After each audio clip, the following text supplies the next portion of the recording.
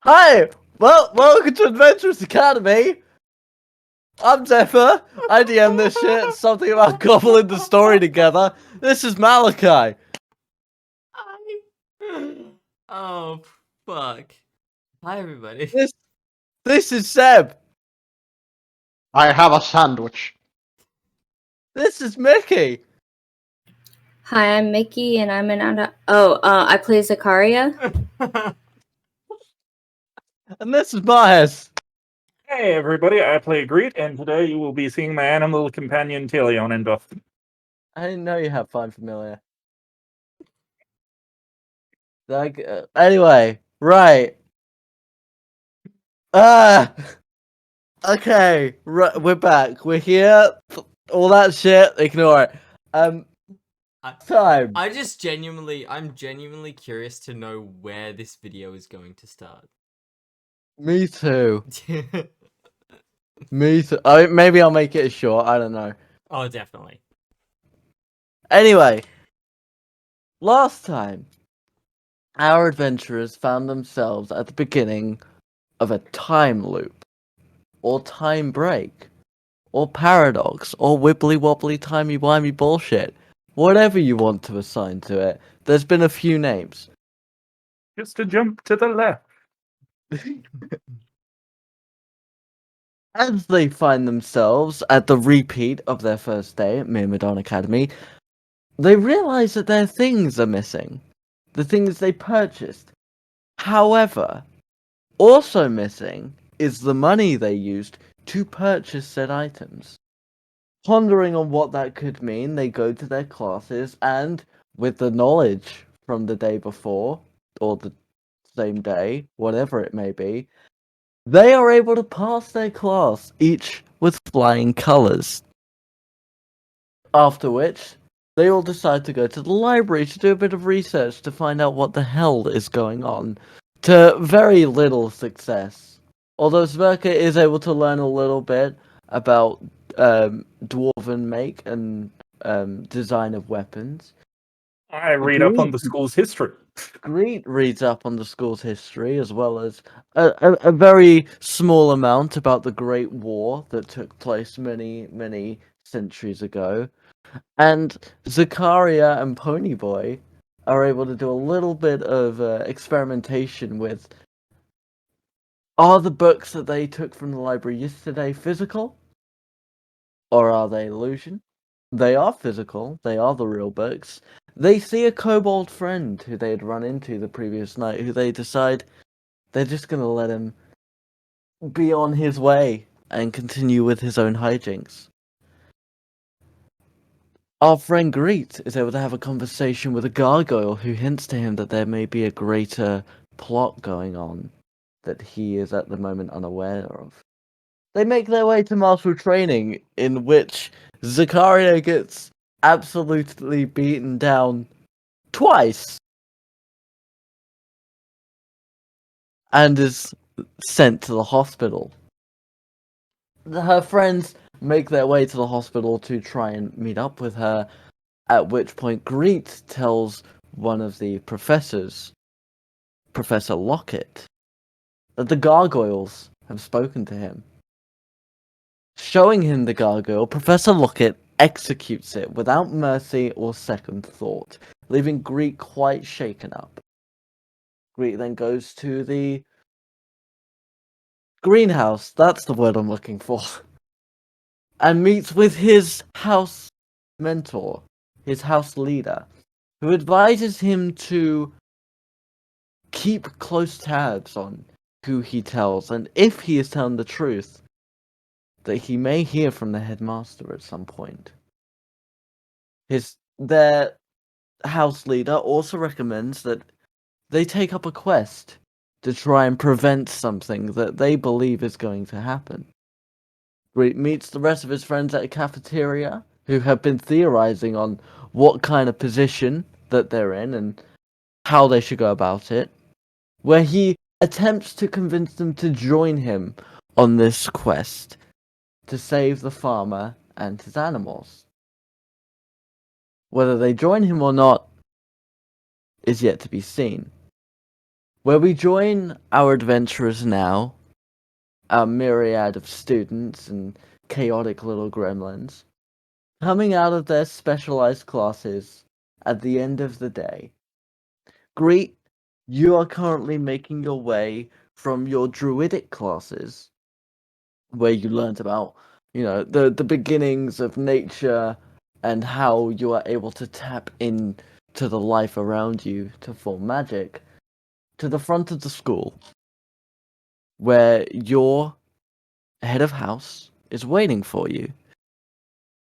Simply sat on a bench carved from a log with carvings all throughout the grains of the wood, and as you study them you can see that they're sort of sitting with what looks to be some kind of miniature tornado wrapped and twirling around their fingers.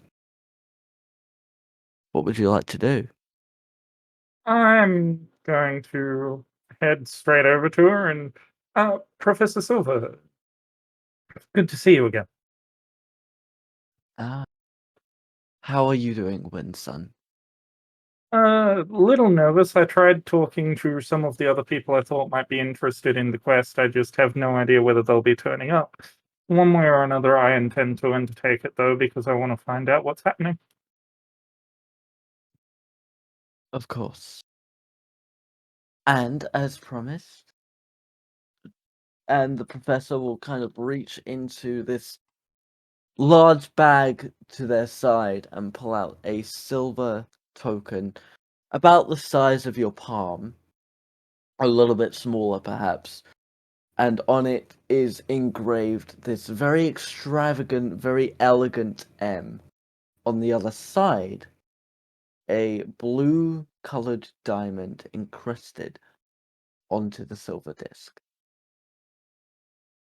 This will provide you and whatever companions you bring along with you enough for the blacksmith to supply you with whatever equipment you deem necessary, within reason, of course. Cool. Most appreciated. Now, is there anything else you would like from me before you make your way to Silverbark?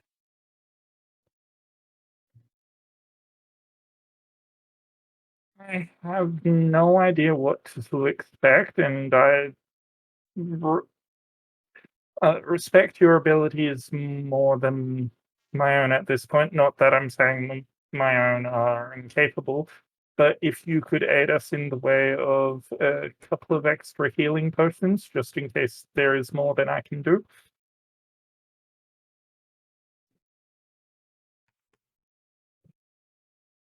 Trust in your abilities as a druid, Windsun, and you will be able to provide for your party. It is my job as a professor to show you the path, but I cannot help you walk it. Unfortunately, that kind of resource is one you'll have to find yourself.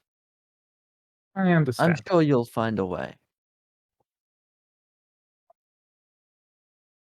Other Now, than oh, yeah, go. Absolutely. other than that, just anything you can find out about what we talked out about before in the greenhouse. If you could get if you do find out anything, if you could somehow get that information to me, that would be appreciated. You'll see the professor kind of look around a little bit. I'll make sure you are properly provided for your next class you have with me.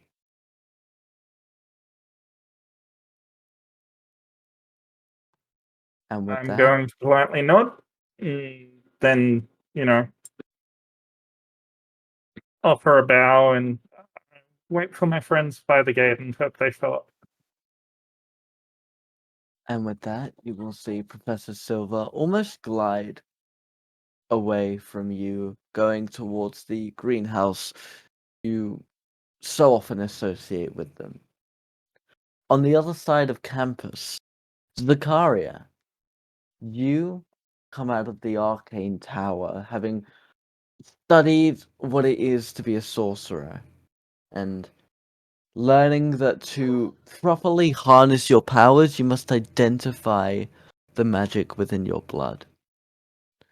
As you wander across the campus, sort of going through the large courtyard, and you see the students parting ways, some going to the chariots to return to the dorms, other going to the clubs, others making their way to the stadium to sign up for the teams.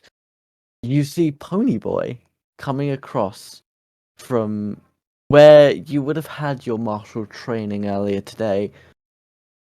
The centaur coming from learning how to be a monk.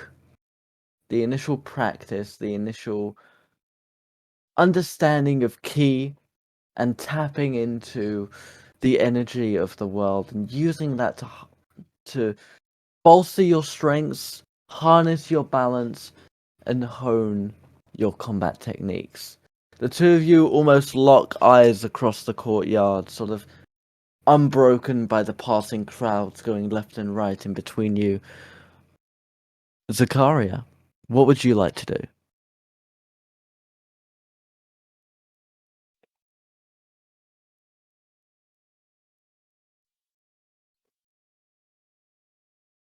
Sorry, I was thinking. I'm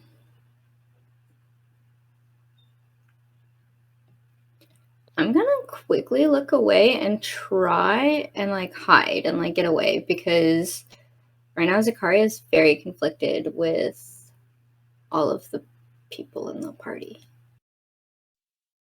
Roll me stealth. No need really. The centaur's gonna just turn away as well and also head off. In what direction? He's honestly, it's not gonna matter. He's just sort of gonna walk off. Okay. Zakaria, you kind of dart yourself behind this sort of large willow tree that stands in the courtyard. And as you kind of peer around to see if Ponyboy's noticed you or if he's coming to look for you or giving you space, you hear a slight hissing sound. And as you turn, you see that you've stepped on the tail of a kobold. Not one you recognize, but you can see that they're kind of almost scratching at you to step away for a moment.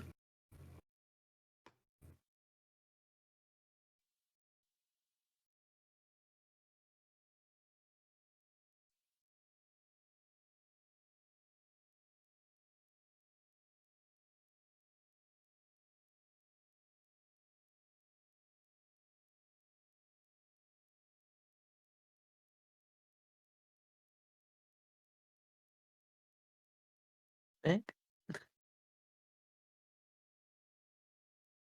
Mickey? I'm sorry, so I'm currently just like stepping on a cobalt, that's it. So as you've sort of gone to hide behind the tree, you have accidentally stepped on a kobold's tail.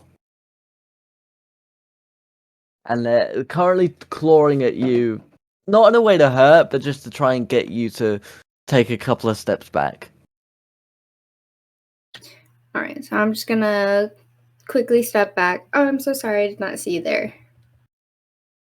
Watch where you're going, horned one. Again, I'm sorry, my apologies. And I'm gonna turn around and I'm gonna walk away. You'll sort of see this kobold sort of green scales, but they look rather old. Just sort of snap at you a little bit before picking up a couple of scrolls and running away. As we go to the centaur, you sort of just walking away from the situation, sort of trying to focus in on yourself, sort of you think over the conversation you've had with Lockett, you think over the things that have happened today, you think over every sort of little detail from your classes, trying to go over the information.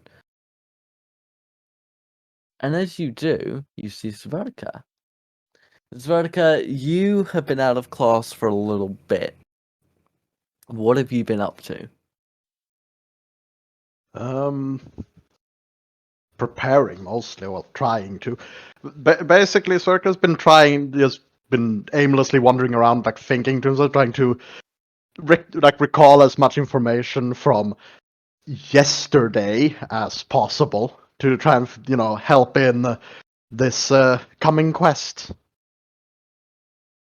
Right. And Circle is definitely going to attend it.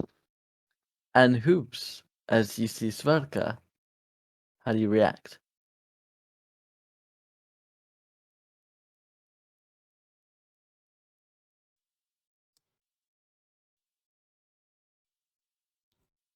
The centaur's not gonna shy away from Sverkr, but also not really going to outwardly acknowledge him.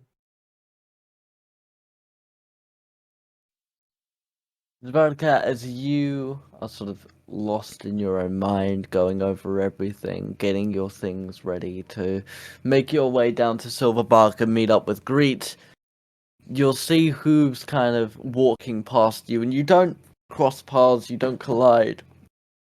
But you can see Hooves is sort of in their own world at the moment, and yet very focused at the same time. Hmm. Hmm. Um. Hmm. I'm tired. No, fuck it. Circle, is he like going like towards me? Is he like walking away from me? Like how?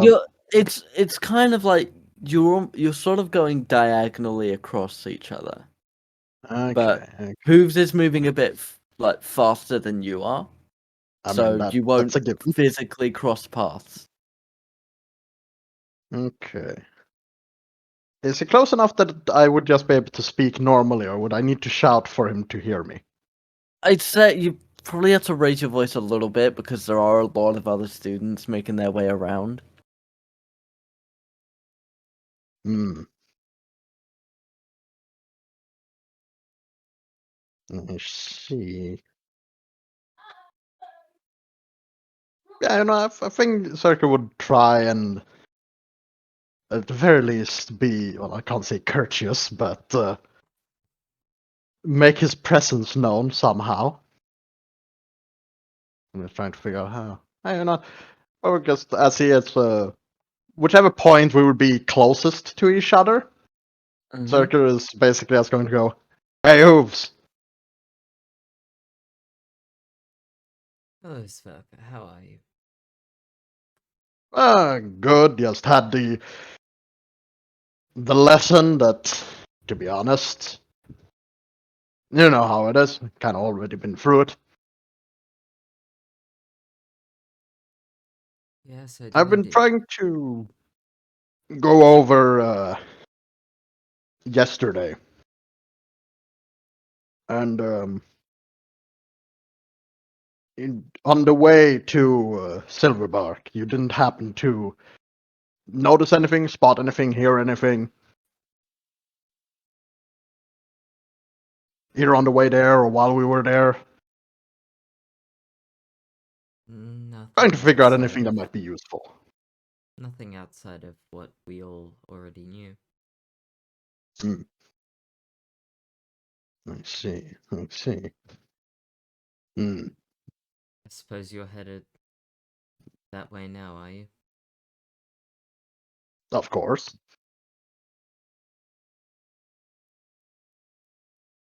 And what about you? What do you plan to do? I suppose you could probably use the backup. You're pretty useless in a fight. I just haven't had the proper chance to show what I got. It's because I'm too busy flattening you out. Well, As long as you aim those hoofs at whatever this thing is, I'll be happy. Sounds like a plan. Just Yeah, you would notice the Sverkr kind of flinches a bit as he says hoofs.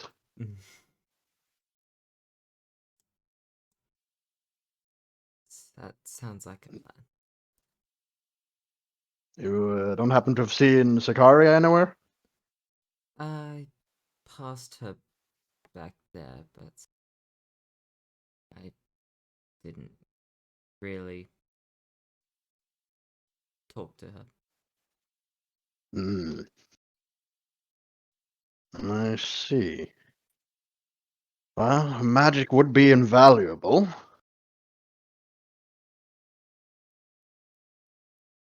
Hmm. Guess it would be up to them if they join us. Well, I hope they do. Sure,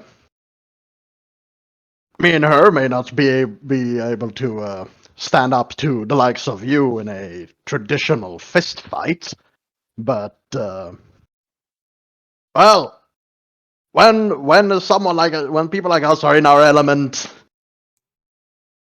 the Sverker's just going to kind of slump a bit. Fuck it, just let's find her. Sverker was trying to be inspirational, and then he gave up halfway through. I got the feeling after our last interaction that they probably didn't really want any company, so let's just leave them be. They'll show up at the gate if they want to. Well, all right. That's you don't happen to know if they have any like carriage or anything like that might take us down to the village. I haven't got a clue. Because it's gonna be a pain to have to walk all the way again.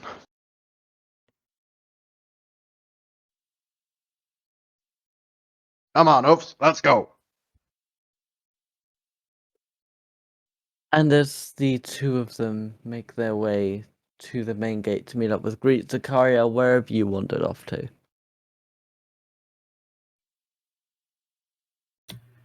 Zakaria is gonna be trying to not go to the main gate, but is gonna be so lost in thought of like how to but like what's going on and like trying to figure that out and like just going over everything that she still ends up at the main gate meeting up with them. All right. So, Greet, as you're kind of sat on your own for a few minutes waiting, initially you do see Sverkr and Iron Shoes walking up slowly, sort of chatting to each other. What would you like to do? I'm just gonna give a one-handed wave of, over here.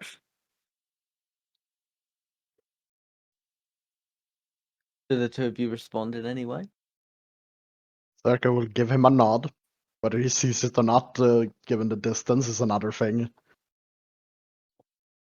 And Greet, as you sort of get up and start walking over to them, you feel a force gently colliding with your back.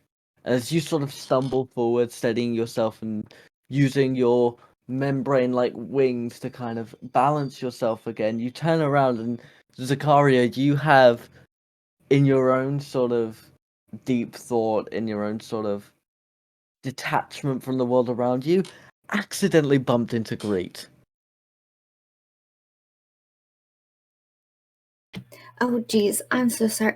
Oh god. Okay. Oh, so I guess you're I'm all... here now, so I guess I'm joining. No need to sound so glib about it. We might actually be able to save somebody from dying.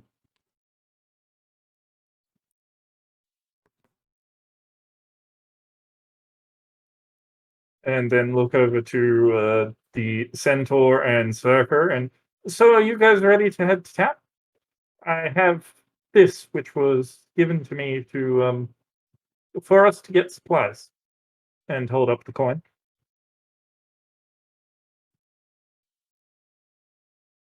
Zakaria, Well, as you look at this silver token, you will notice the beautifully cut, but ultimately fake, blue diamond in the back of the coin. he's going to get like very intrigued until he like it registers that this is fake, and then he's just going to like look at it with like half admiration, like okay, this is actually pretty good craftsmanship, and half like ugh. Like sure, it's good craftsmanship, but it feels dirty to acknowledge it. Disgustedly charmed. Yeah, basically.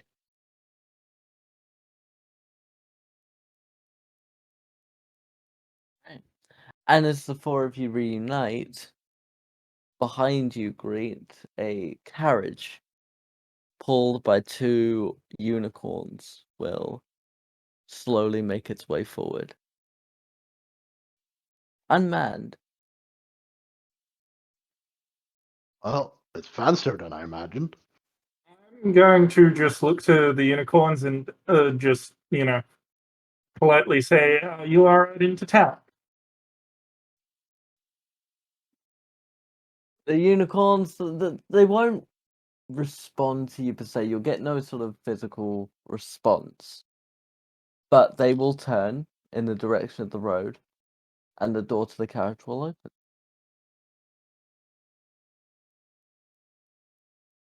Now, here's the question. Is Hoofs able to fit in there? No, No. he is horse. Are we gonna put hoofs on the line with the unicorns? Are we? No. No, I'm just going to exist separately. I'm just going to look to Sverkr. I think that's your answer on our ride into town. After you.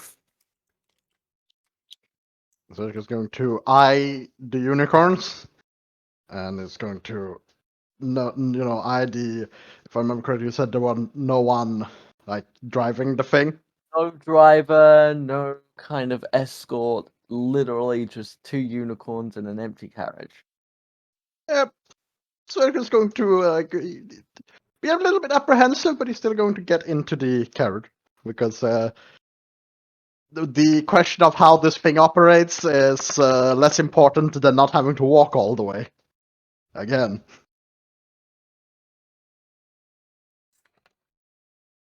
Zakaria and great. Again, going to gesture for Zakaria to get in first. I'm just gonna hop right in. And yeah, then I'll follow in behind and look to the centaur. And I do apologize. It does not seem to be made for your kind. Will you be able to keep up? No problem. Sort of gonna wave him off.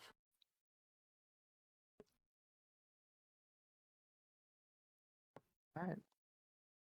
And I assume great, you close the door behind you? Yep. As soon as the door is closed and latched, the unicorns will sort of buck up before beginning to ride quite quickly down the road in the direction of Silverbark. I would like the centaur to make me an athletics check. Under what pretense? I'm judging how easy it will be for you to keep pace with the carriage. I'm not attempting to. What are you up to in such a case? I will be going at my own pace. Just I know where to go, so I'm just A gallop or a trot? halfway in between. Like you know, like I So a want to canter. keep a bit of a pace, but I'm not going to be overly exerting myself. So the horse equivalent of a jog. As I said, a canter. Mm. Well, the carriage will slowly pull away from you in that That's pretense, that's and fine. the three of you will notice that you are slowly pulling away from your companion. The ride will be a lot quicker than the hour walk it took you to get down to Silverbark. No more than maybe 20 minutes to half an hour will pass before you make your way into town. And it seems a lot more full of life than it was when you came the day before. Obviously, the day before, you arrived a lot later. You know, most people sort of turned in for the night, but the small marketplace in the center of town has got people trading food and coin, minerals that have been dug up, meats that have been hunted, berries that have been foraged, fish that have been caught, as well as a few people seemingly selling, jewelry or weapons. And in this marketplace, you will notice the blacksmith, who is standing at a stall not too far from his forge, with a few weapons and leather pieces of armor for sale. And as you sort of make your way to the center of town, the crowds and a lot of the children who are playing in the streets part way for you, and the unicorns will come to a stop. And as soon as they have, magically the door will open by itself.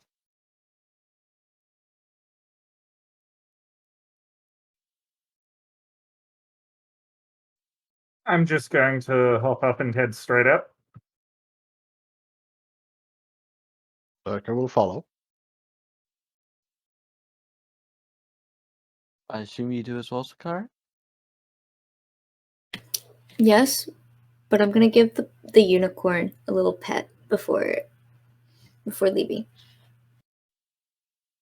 You will feel the unicorn kind of lean into your touch a little bit, and then once you have disembarked and closed the carriage door behind you, the unicorns will kind of pull off to the side, and you'll see them kind of just sit the carriage on the edge of town.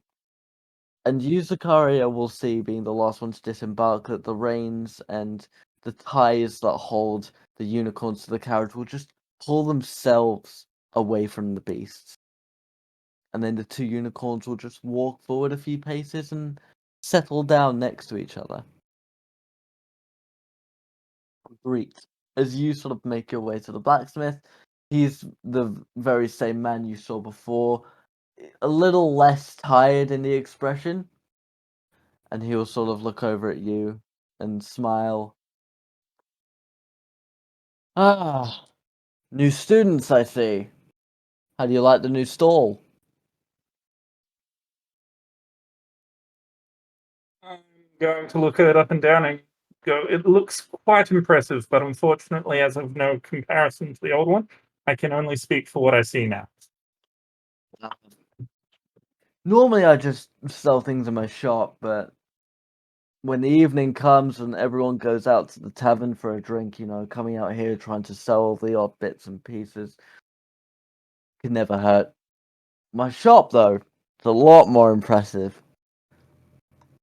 Anyway, I assume you're here to gather supplies for your first quest? You would indeed be correct about that. We were given this as something to give to you. And Token. apparently, it would cover the cost of most of the basics that we need. It'll give you enough to get you started. Obviously, if you want the finer things, then that's going to be a bit of extra gold, but that little token there will do you pretty well. Now, I assume from the fact that there's not a speck of dust or dirt on any of your uniforms that you'll be wanting some of the lighter gear.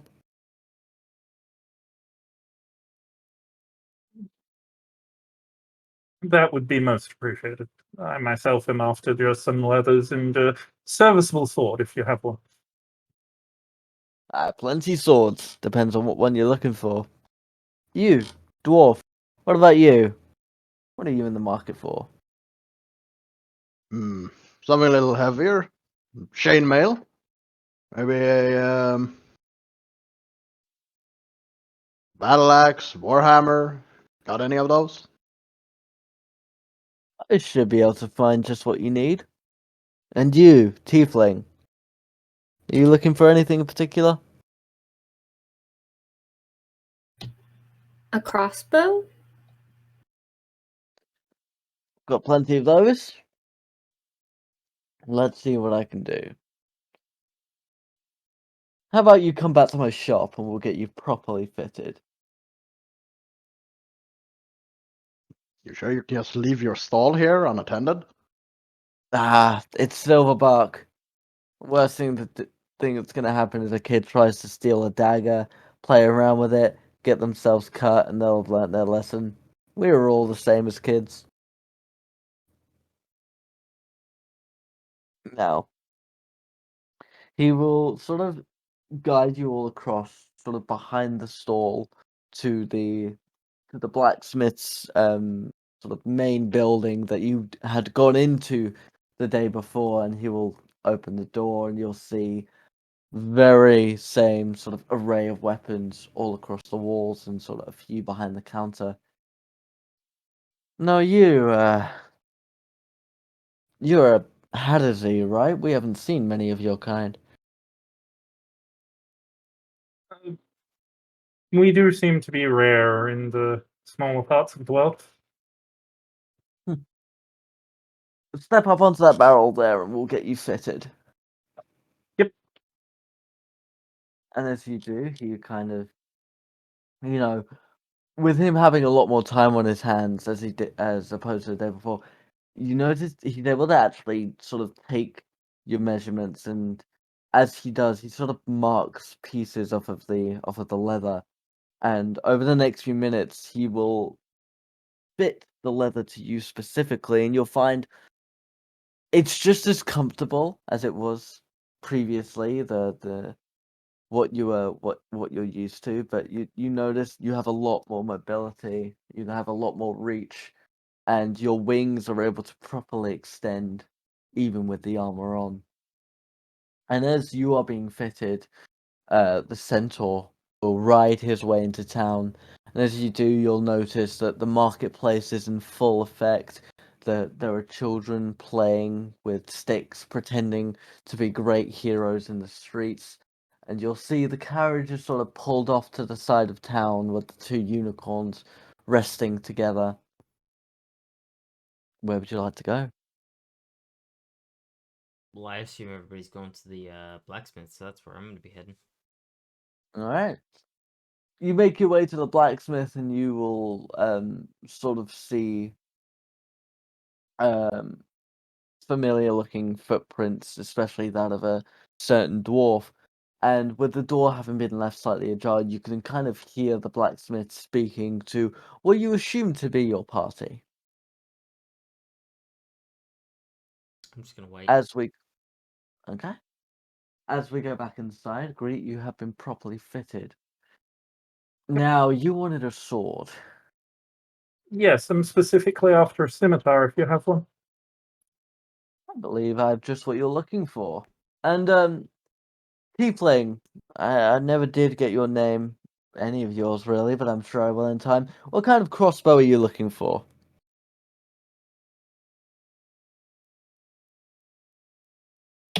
Probably just a light crossbow. Nothing too heavy, too big, too scary. All right.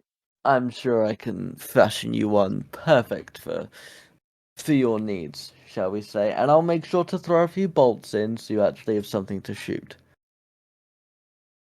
And you'll see him sort of go down below the counter and pull out a curved scimitar for you, Greet, as well as a light crossbow and 20 crossbow bolts, and hand them over to Zakaria. Now, you wanted scale mail, right? Chainmail. Chain mail. Okay. I can do that. It'll take a little time to fit to you. You said something bigger, a warhammer, a war axe, something like that. Alex, Warhammer. Either or works fine.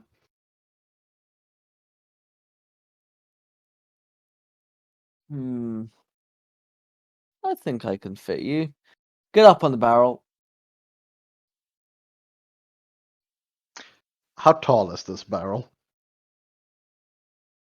It's about your height, I would say. So, well, like what I was getting at is like how difficult is it gonna be for me to get up like to this barrel? There is a stool you could use as a step up. So Okay, you would good. be able to climb up without problem. Good. You get up on the barrel, and again, it will take a few minutes, but he sort of takes these sheets of chain and kind of puts them on you, checking the weight, checking the sort of flexibility before he puts together a set of armor for you, fitting it to you, melding it to your body as best he can, adjusting it with a bit of heat. And eventually you have a set of chainmail that fits to your person, and he pulls out two weapons. He pulls out a great axe that looks to be of elven make, and he pulls out a warhammer that to you looks to be the making of an orc. Now, I have others in the back, of course, but these two, I think these two are a bit more refined, and an adventurer needs a weapon to be remembered by, a symbol of their greatness. And I get a good feeling about you three. So go ahead. Pick one. How like what is the quality of these two? Like how well made are they? Roll me a history check for the axe and a history check for the hammer. Eh?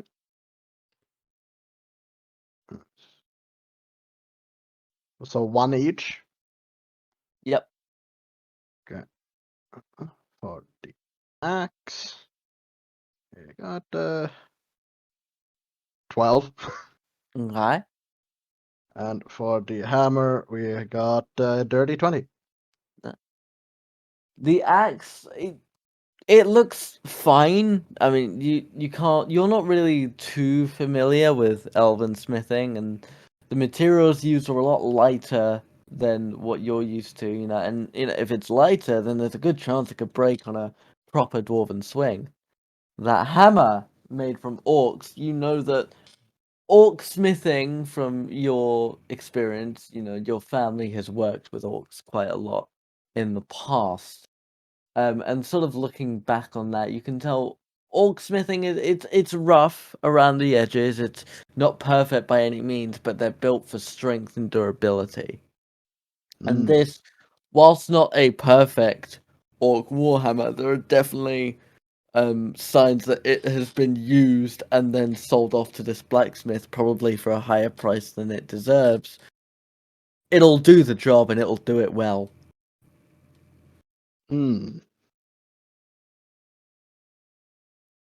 Sverkr will be mulling it over for a bit, and eventually he will take the warhammer.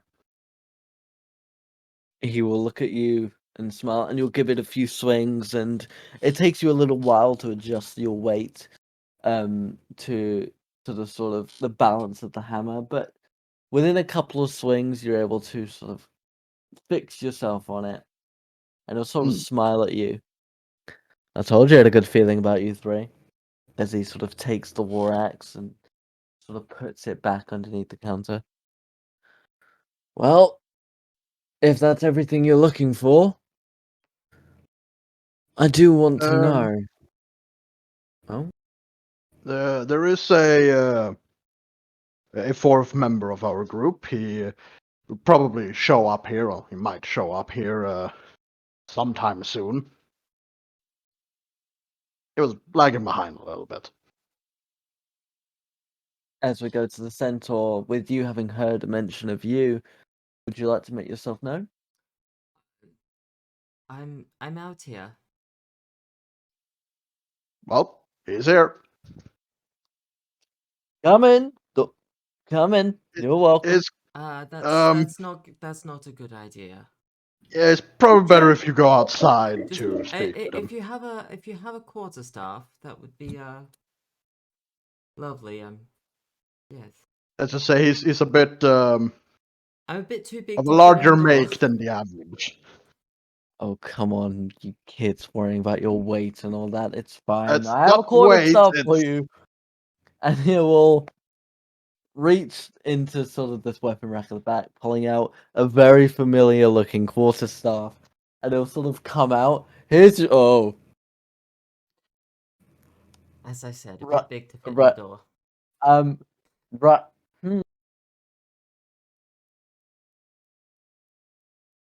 You're real? Quite so. Here's your stuff. Thank you. Now trust I've me, seen those hoofs aren't everything. just for show. Mhm. Sverkr is rubbing his jaw. Right. Now I've seen it all. Um. Yep. No, still awake. What quest are you for? And he'll kind of look at you as if sort of making sure that you are one whole individual. What quest are you for going to undertake? So I'm just gonna look at the others. Like, does anyone want to answer this?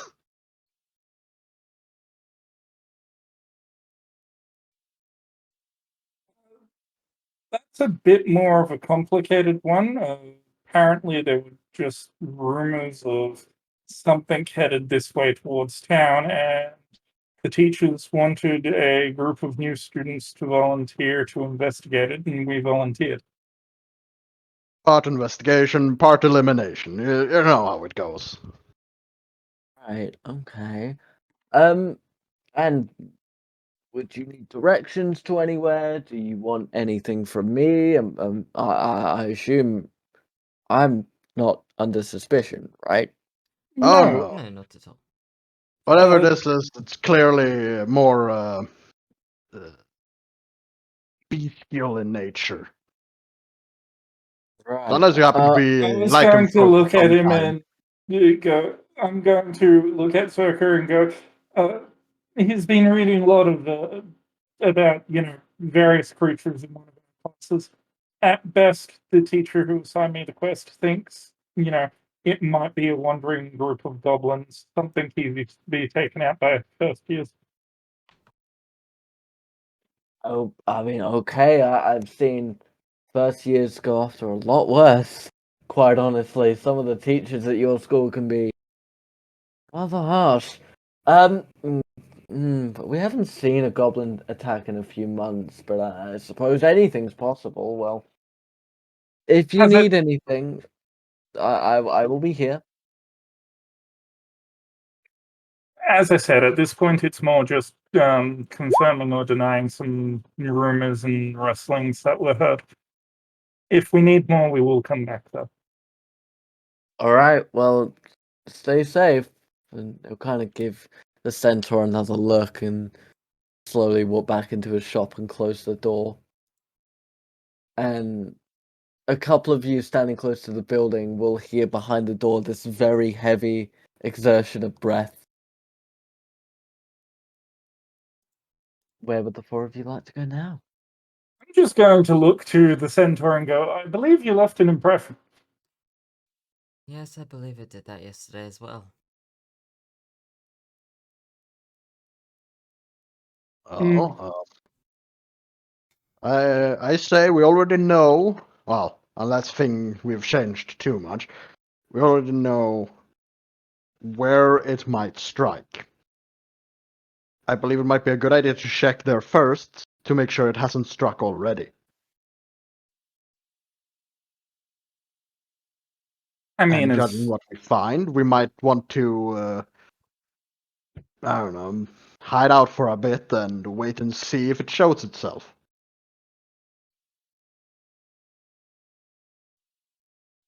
as far as plans go, it's solid, direct, and to the point. I have no objections. Yeah, I'm good with it. Centaur's just gonna shrug. And I guess I'll take point and lead in the direction of the farm. Okay. And as you do, sort of making your way through town to sort of to the edge where the farm is, you will see round the back the farmer, sort of the one who yesterday, for lack of better terms, was dead, alive and well, tending to his livestock, 3 cows, as he sort of feeds them, and you can see him sort of going over them. I would like Greek to roll me a nature check. Either nature or animal handling, actually. I will do animal handling. Alright.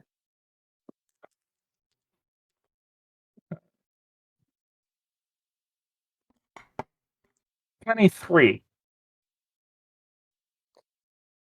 You, upon closer inspection, as you get closer and you sort of lean against the fence, to where the farmer is tending to the cows, you can tell that the cows are on edge. They seem to sort of, even in their docile state, you can see a tension in their breathing. You can see almost a fear radiating from their eyes. They're in a fenced pen area, aren't they? Yes. What side of the pen do they seem to be avoiding? They seem to be avoiding the far side of the pen, where the town ends and you go into the forest.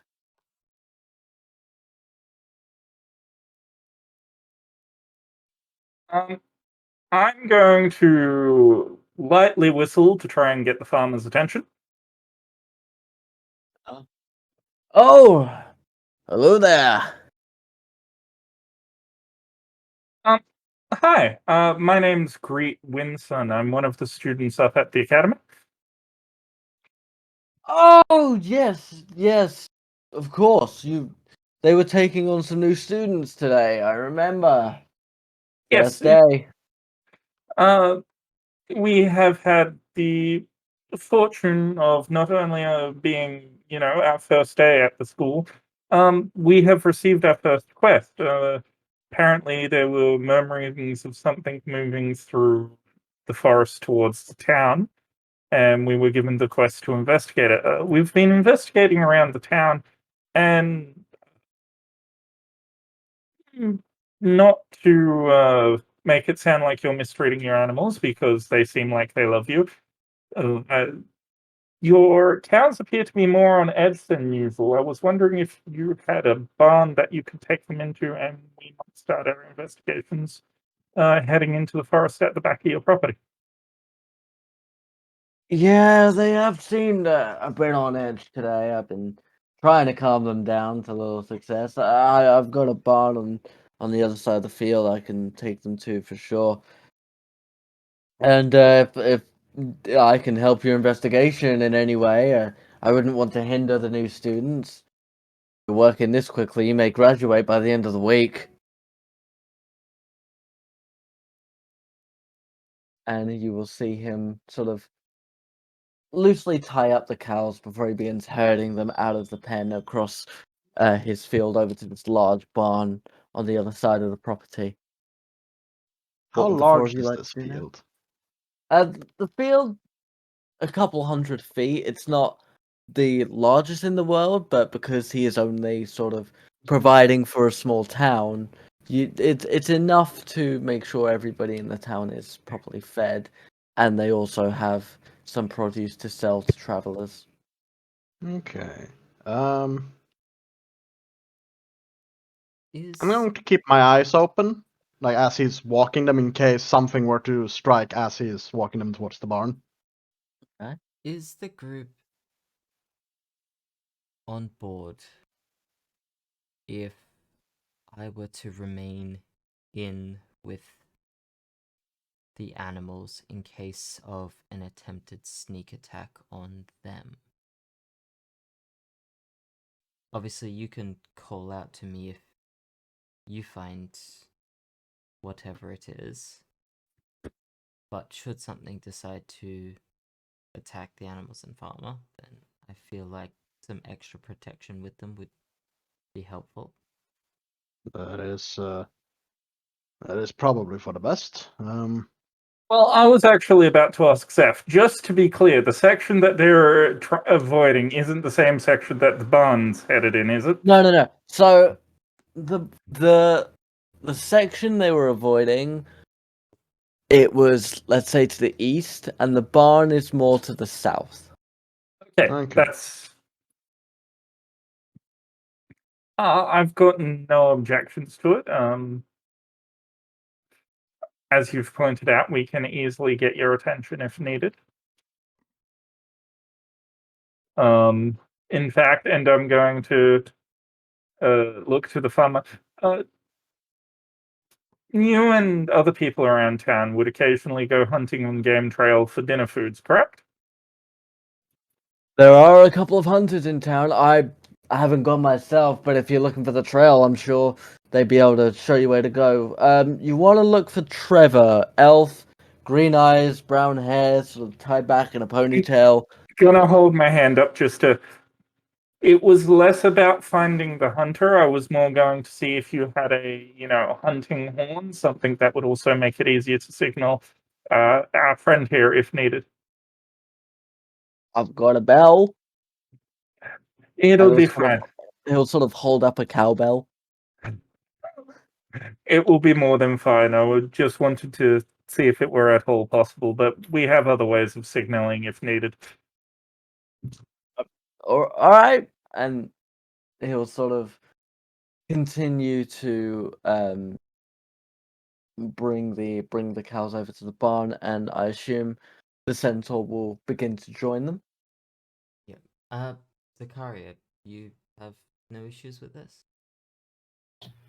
Zakaria will just shake her head and then slightly speak up. I do have a spell that can carry my voice and make it louder that we can use to signal. That will be most useful. Once we start hitting the trees and getting into the forest, I do advise that both you and Sverkr keep me in eyesight. This is kind of where I'll be most at home.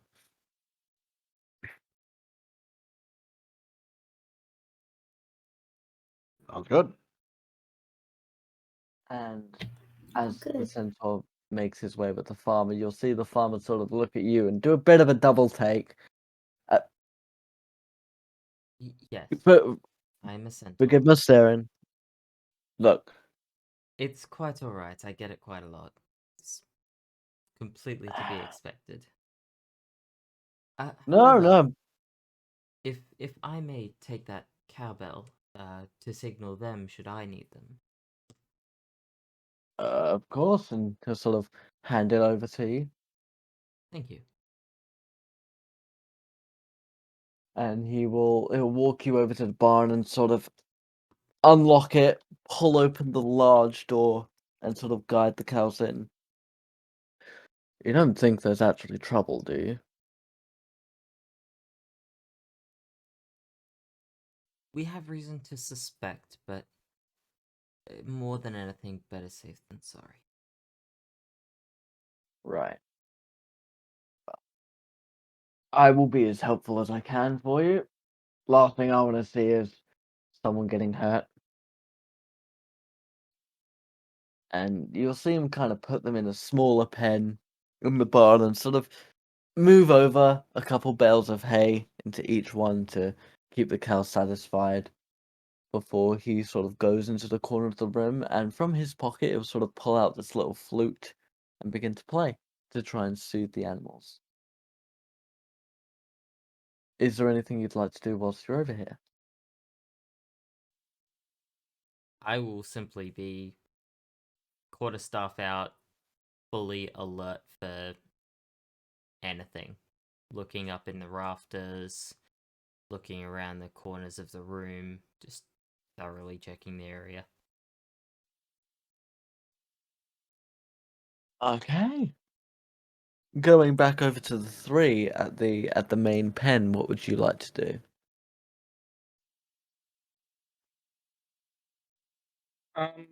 I'm gonna start heading for the back fence where they seem to be avoiding.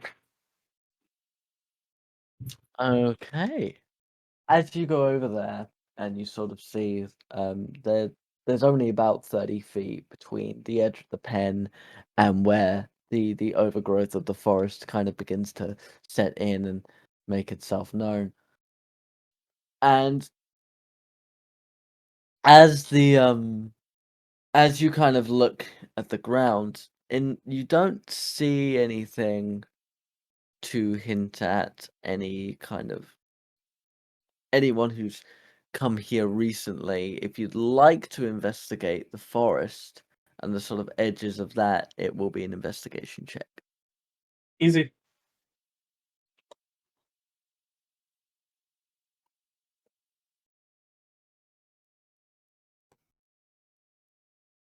$18 on the dice, so that's an 18. And now, roll me nature. Whilst Greet is doing this, Sverkr and Zakaria, what would you two like to do? Nature was a 15. Okay. Zakaria's just gonna be kind of following again, head in the clouds, like lost in thought. Okay. So, are you staying close to Greet or that side of the pen?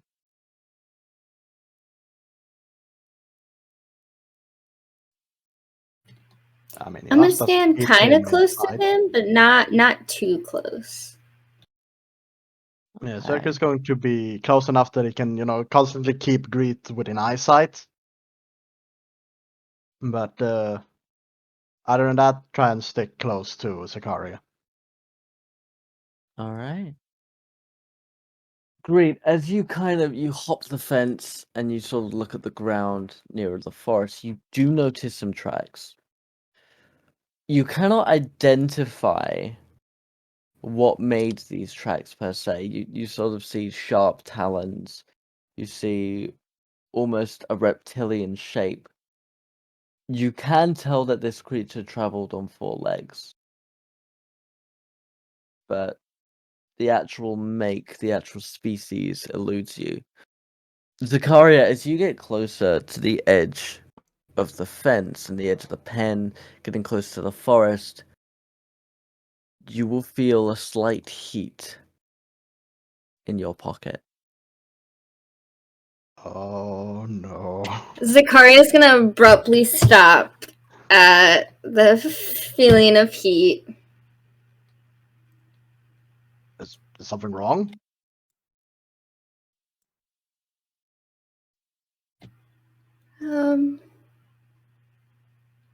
Well, the rock, the topaz, the whatever. It's warm. I don't. Zakaria's gonna turn around and attempt to try and head the other direction. And the heat will fade. You, Sverkr, will see a very dim light in Zakaria's pocket, which gets dimmer as she moves away. Oh. At this Well, point, Greet yells, "Hey guys, I've got tracks over here. I think we need to follow them." Yeah. Greet the stone is again.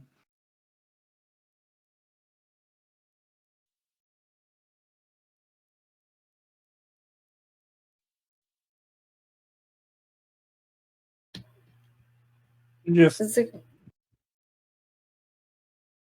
look between Sverkr and Zakaria and your gemstone. Thought that broke. The tree returned it to me, and it's been following me since.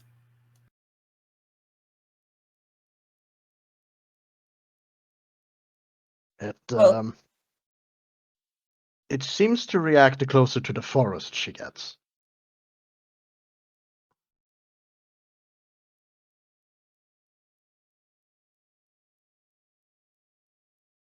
So the question is, what do we do? Unfortunately, I think we're going to have to just see what happens because we need to try and stop what happened here yesterday. That is true. I think it would be best for Zakaria to try and keep some distance to whatever is causing this.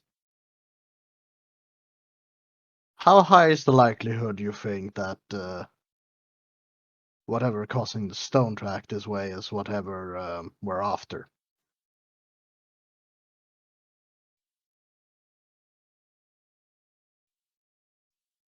I feel like that would be some kind of nature or arcana check for Greek to go, is there any creature he knows of that, is somehow connected to topazes? I can tell you that no. You would have read in the book that you studied earlier about the history of the school that there was such a thing as a topaz dragon. However, they don't typically associate with the actual physical gem of topaz.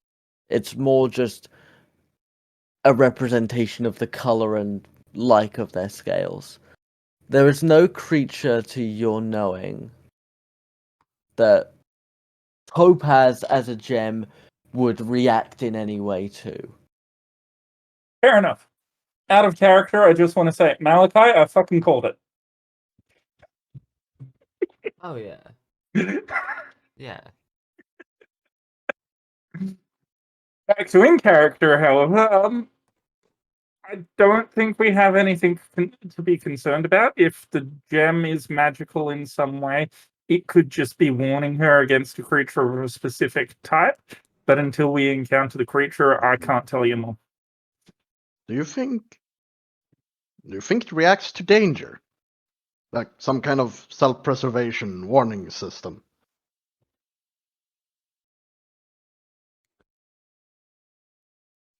Combat practice earlier today would suggest otherwise. I mean, yesterday it reacted at the end of the class. That wasn't exactly reacting to danger, however. Can we walk and talk at the same time? And I gesture towards the forest in the direction the tracks are heading. Right. Zakaria? I was gonna say, while y'all were having this discussion, you'll notice Zakaria is literally just walking back and forth between like the same 5 feet of like, it's not warm, it's warm, and she's muttering under her breath, warm, not warm, warm, not warm, and it's like just back and forth. What's your wisdom score? Not the plus. What's the actual number? 14. You would notice that whilst there is still this sort of heating and cooling, the heating is getting less every time. And sort of as time goes on, whilst there is still that sensation of heat, it is not reaching the same levels of warmth. as it was 5 minutes ago. And, Sverkr, you can no longer notice any kind of light. Hmm.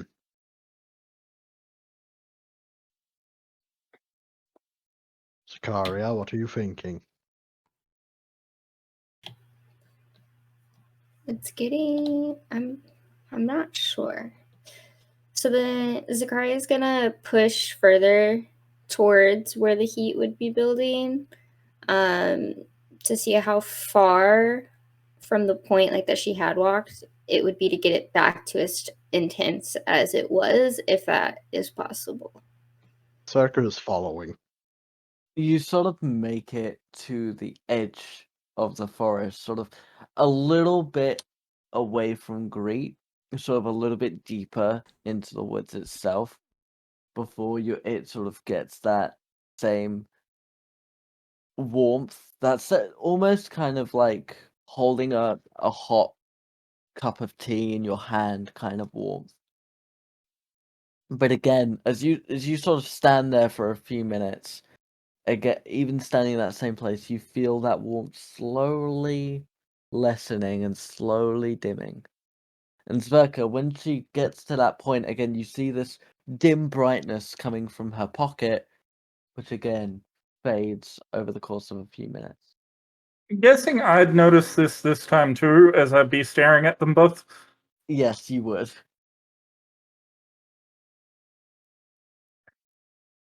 This is A definitely good warning system for when we're getting really, really close, because I'm assuming it'll light up like a freaking lighthouse. now sure, my expertise isn't gemstones, but I don't think I've ever heard of a glowing rock. Actually, there are a few, but not any topazes. Sverkr, roll me nature. Well, nature. That is a 7. Yeah, no, it's like this rock might just be able to glow. Maybe it's just a special rock that glows. I don't know. I think I remember hearing something mentioned by one of the older students around the school about stones of warding, but can't recall exactly what it was about. Hmm. Could just be one of them. Anyway, I'd rather keep hunting while we've still got daylight on our side. Yes, that's probably a good idea. Agreed. Where were these tracks? Hmm. Find the tracks and start heading off in that direction. All right. Would The you like pa- a survival check for that, or not yet? No, the tracks, once you've sort of found them, because of their distinct shape, it's kind of easy to pick them out from, say, a squirrel's tracks or a fox's tracks. So once you find them, you are able to kind of follow the trail, and it will continue going east, deeper into the forest. As we're walking, Circus going to as he's walking, looking down at all of the tracks, trying to like match them with any kind of creature he's might have seen that might have a chance to match. Like basically trying to figure out, does these tracks look like anything I've seen before? Nothing you've seen before. Okay. And Damn surface creatures. Why must they be so different from subterranean ones?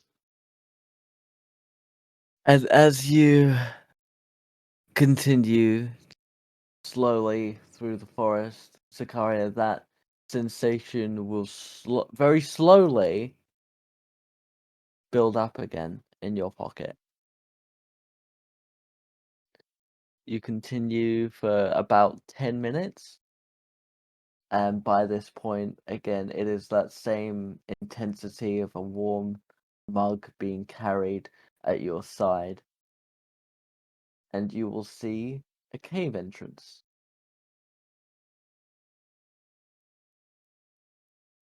Grey stone, buried by moss and dirt and overgrowth, sort of jetting out from the earth, and you can tell, Greet, that it's quite a steep decline.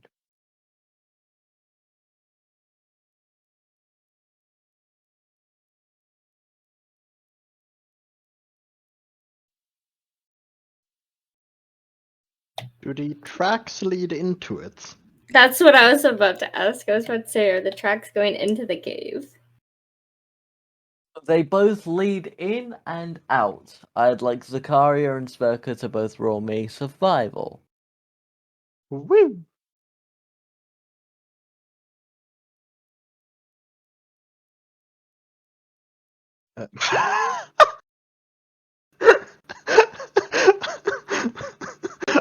and, and that one for a total of 4.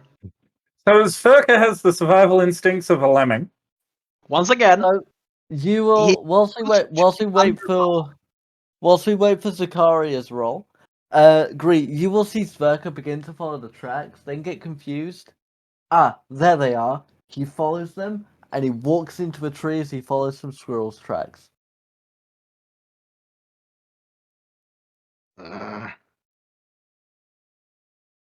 Tracking's Ah, not big where you're from, is it? believe it or not, a lot of things don't leave tracks on cave floors. Well, it depends how dirty the cave floors are, but... And also, where's the sun right now? Like, how bright is it? It's the early sunset, so Yeah. there's a slight reddish pink figment that- in the sky. That's all I needed. And I keep getting the fucking sun in my eyes! How can any of you stand it? Zakaria, what do we get? I rolled an 8 for a total of 10. You can tell that both sets of tracks were made today. You can't tell whether the ones going in or coming out are the fresher tracks.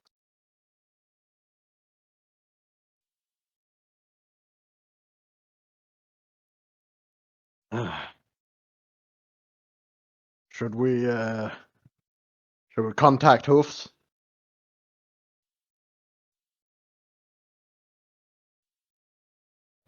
I mean, heading into a cave following an unknown creature, it might be an idea. Let's first confirm if the creature's in there, and I'm going to check the tracks incoming versus the tracks outgoing. All right, roll me survival.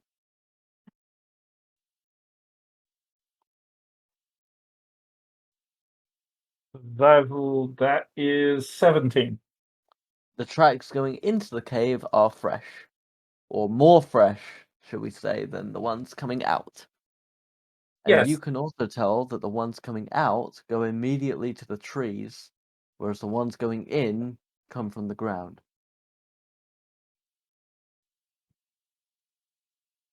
Yes, let's definitely call the centaur in on this one.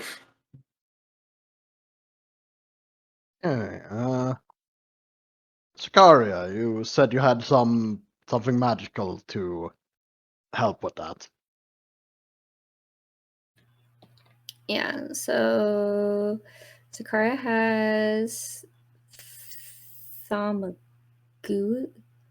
I can't Thaumaturgy? fucking... Thaumaturgy? Yes. Yes. I was about to be loud. So I was gonna say I could either do like the voice boom and like yell for him, or depending on how far away we are from him, I might just be able to do the instantaneous sound of be like, "Come here," but put it over by the barn. You are about 3,000 feet away. You've been traveling for about Jesus. 10 minutes. Yeah. You are quite the ways away. Yeah. Which one of us is fastest? I mean, in a forest, probably me, but at the same time, Greed is reticent to leave you two alone, because You followed squirrels' tracks thinking they were the tracks of the thing that we were after. Hey, once again, not use the forest plus the fucking sun. You'd think the forest would help with that, but no. It was those fucking trees, they've left just big enough of a gap for the sun to shine me right in the eye every single time. Zeph, Mm-hmm. is there some nearby bushes to the cave entrance where I can basically go to to Sverkr and Zakaria? Okay, you guys stay here until I get back. There is a bit of overgrowth where they could hide, sort of a little bit off to the side of the clearing you're currently in. Excellent. Wait. What if I just cast Mage Hand and I start waving in the air like 30 feet up or something like that? What if I just start waving at him? He is in a barn, and you are 3,000 feet away. Yeah, sadly, I don't think any of that will Dang help it, I us. forget our I eyes love. can only see like 30 feet in front of us. Dang it. No, like obviously he would maybe be able to see it if you got it over the treetops, but he's also in a building. Anyway, Zakaria, Sverkr, come here. Alright? See this set of bushes? If you Yes. hear anything big and loud coming towards you and don't see me and the centaur anytime soon, hide here.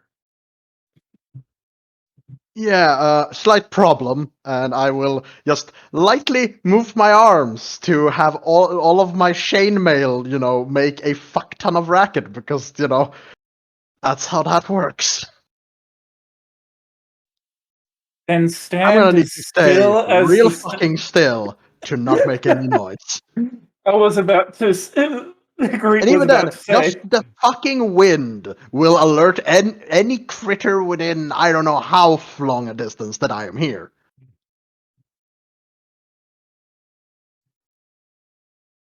The plus Zakaria, side is, if something were to find me, I have better protection than I otherwise would have.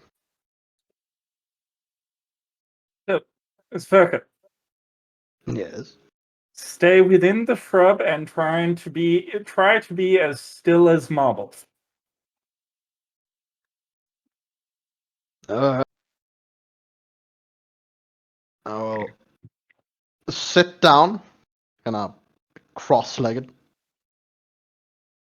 I will place my warhammer kind of in my lap, and I will spend my time inspecting it.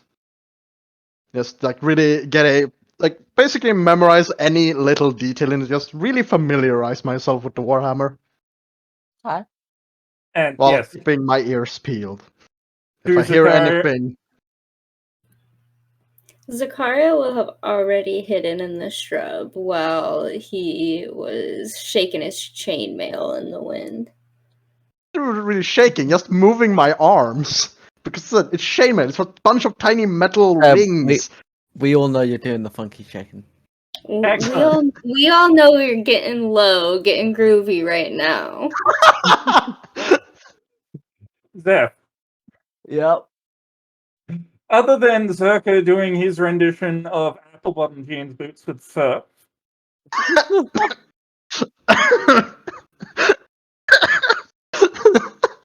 I think you mean the dwarf with the chain.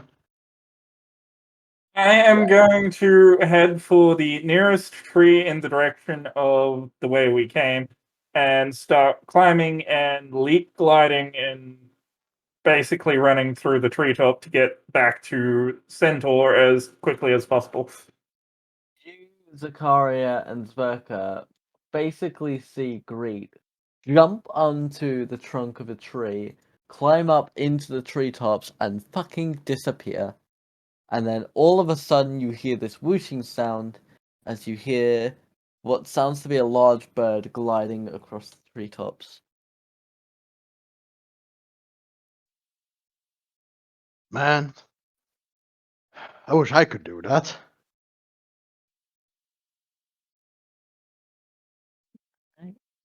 You tried first session. It didn't end the way you thought it did. I wasn't gonna say it. I wasn't gonna say Yeah, I it. was gonna say he was more of a wheel than he was a bird. Just Malachi's expression the minute I said it. Oh, God damn it! Yep. Hey, I mean, hey, it's not the first day at the academy unless someone does the cannonball. Oh, it is. As we go back to said centaur, you have been basically guarding this barn for 15 minutes or so at this point. No sign really of any movement, anything like that. You know, enjoying this sort of ambient music from the farmer who just plays away at the flute, and the cows at this point, as well as some chickens who are also in the barn, have all started to settle down and relax a little more. A bit more time will pass, and eventually you will see, sort of hopping from treetop to treetop, gliding out of the forest, is a familiar little Hattersea. Greet. After a few minutes of travel, you've been able to successfully make your way back to the farmstead, where you can see the barn with the door slightly ajar, open, with a centaur standing guard outside. Malachi, how would you like to respond firstly?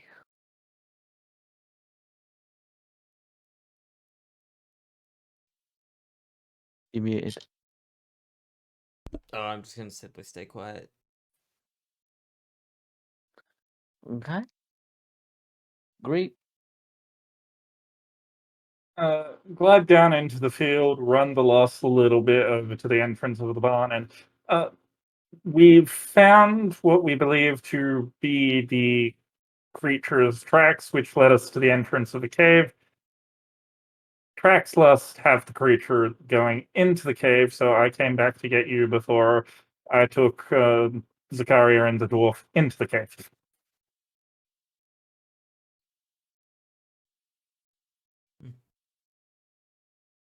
Okay, let's lead the way. I'll call back into the farmer. It looks like you should be okay, but just keep an eye out and be careful. Will do. I've got a crossbow on the back if things get a little bit dangerous. I'd pull it out just in case. I'll You're the expert. head off after the Hattersea. Alright. And the two of you go back through the forest, greet the way you know decently at this point. Sverkr and Zakaria, as you two hide in the brush of the forest, are you two up to anything?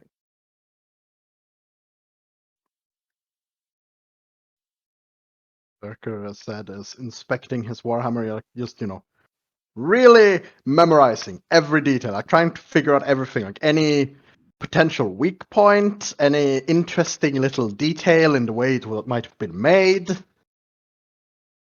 As is full on hyper fixating on this one hammer. Hey. And Zakaria. Just looking at the topaz, like turning it over in her fingers and looking for cracks and things like that. There are no cracks, there are no blemishes, there are no imperfections. You do notice that whenever you turn it in the direction of the cave, the brightness and the heat that you notice does get a little bit stronger. Not by much, but a little bit. Specifically when you're pointing it at sort of the right-hand side of the cave wall.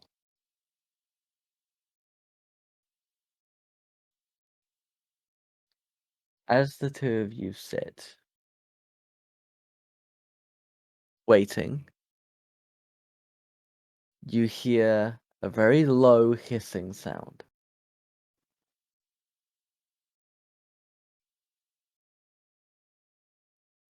As you both turn your attention to the cave, you see two large lizard-like creatures slowly making their way out.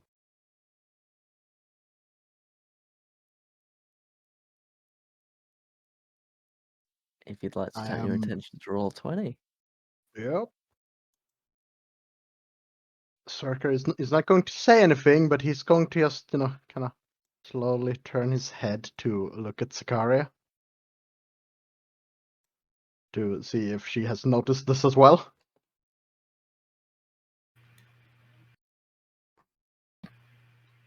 Zakaria is going to definitely have noticed and is very quiet, but watching them very. Okay. They slowly make their way out of the cave. And you can see they look at each other, seemingly in some kind of understanding. And then Sverkr, you notice one of them looks at the ground and begins So, hissing and sniffing at the tracks that the three of you have left. right. All right. It snaps at the other one, and the two of them run towards the trees before disappearing. Yeah. I was about to say that I would like to run up and just hit the closer one, because clearly the jig's up. I mean, would you like to try that? We can try that. I would like to try that, because if we let them out of our sight, then God. things can get very difficult. If we at least know where they are, then hey, God. we know we have reinforcements on the way. Okay. Why You got- would you do that? Because I said we know we have reinforcements on the way. You If have enough they go up movement. into the trees, we might lose them, and then things could get ugly. Oh, Malachi. Yeah. Now we get to find out if somebody dies in the time loop, do they come back when it resets? The question isn't if they come back. The question is, do they remember? All right. So, do I roll anything, or do I just run You up and have hit it? control. You have control of your. You have control of your token. All right. See that. I will say you don't have advantage on this attack because they know that someone is out there. Yeah. But you don't have disadvantage either because you are sneaking, and it's technically a stealth attack. So My question is, what is the? But now he's position- not worried about the sound of his chainmail.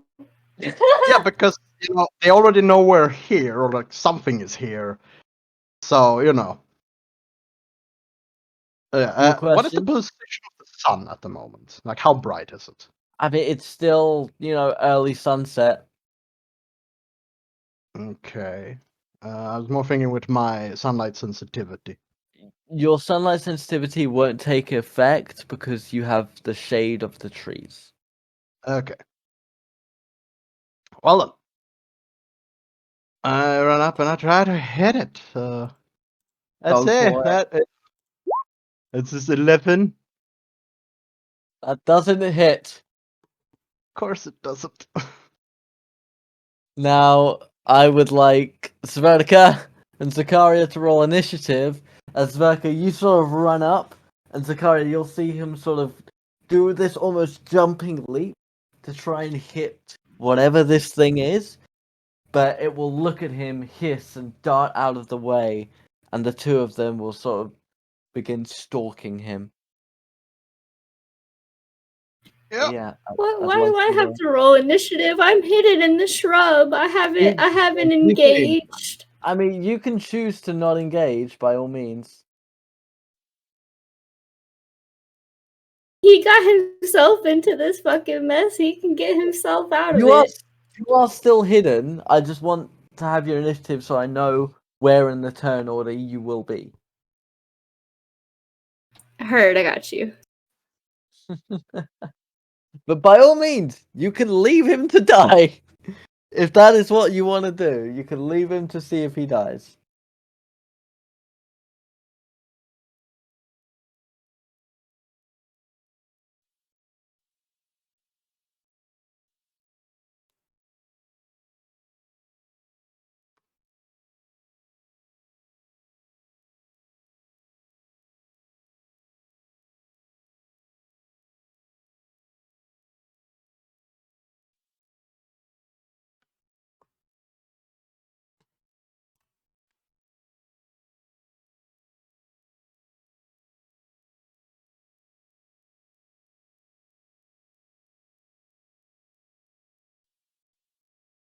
Alrighty. I got a 4. Mm-hmm. Oh. Let's hope they're shit at initiative. And the battle begins. And Drake A goes first. Fuck. Okay. And they will move up, surrounding you, and they will go for an attack. Yep. Does a 10 hit you? A 10 does not hit me. Okay.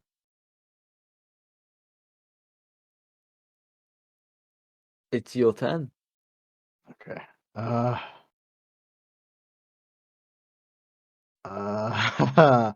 I will attempt to strike at A.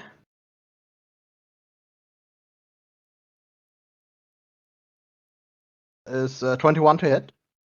That hits. Fantastic. 3 points of damage. And which one was that again? Sorry. A. A. Lovely. And is that all you'd like to do on your turn? Yeah. All right. It is B's turn, and they are also going to try and hit you. That's an 11 hit. It does not. All right. Zakaria, it's your turn. Nope, Zakaria is hidden. She ain't doing shit. All right. You can stay hidden if you want.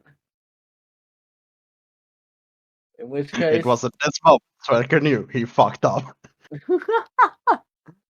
In which case... Circuit...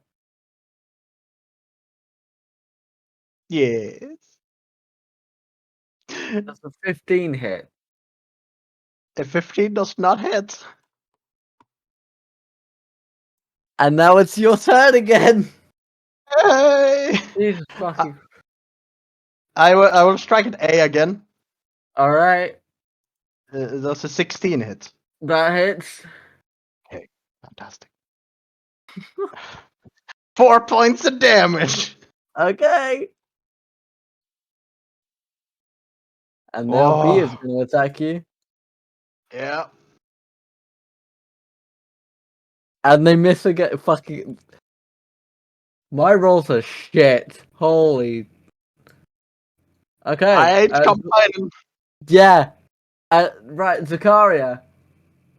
Are you still hiding? Yup, still hidden. Zakaria's just seeing Sverkr standing like bonking one of them with his fucking warhammer while fending the other one off with like That's a 23 hit.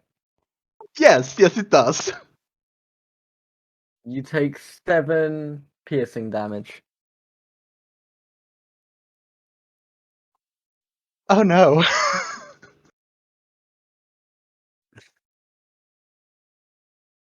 Okay. Oh The octave that means I'm in danger. You could have just let them go off into the trees and meet our stronger counterparts, but no. Nope, you had to do it yourself. Sverkr, it's your turn.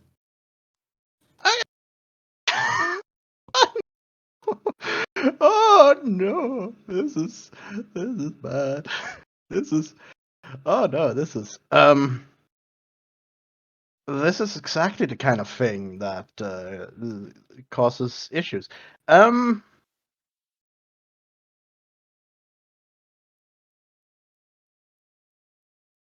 know what? Time to do something.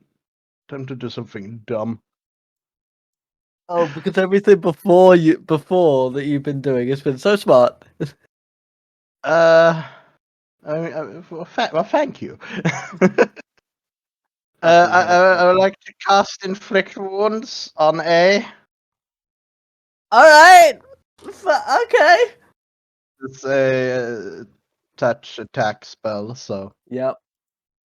Interesting choice. You, oh, The 21 hits. that hits.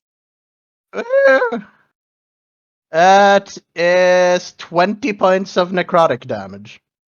Zakaria, you see, so Sverkr, how does this spell look as you cast it? What's sort of the visual side of things? I'd like to imagine I kind of touch it, and its scales kind of start petrifying a bit and then crack open here and there. You sort of place your hand very forcefully on this creature, and Zakaria, you see as this sort of black-grey necrotic energy begins to spread over the scales, and this creature seems to writhe in pain, and its body begins eating away at itself, and it dies.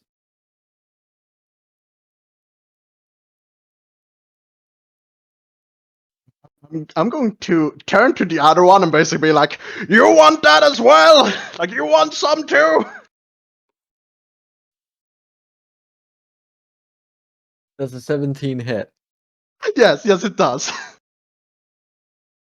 It's You called take my another. bluff. Shit, You take another 7 piercing damage. I'm down. Great. All right, I Zakaria. fucked around, and clearly I'm finding out. You see as Sverkr, after taking this first one, the second one bites at his other arm, tearing at him and forcing him down onto the ground as blood begins to spurt. I What would you imagine that like it to do? cuts my.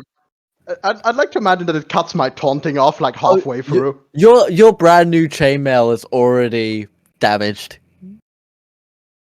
Well, yeah, yeah. It's helped immensely, but not enough. Zakaria, what would you like to do?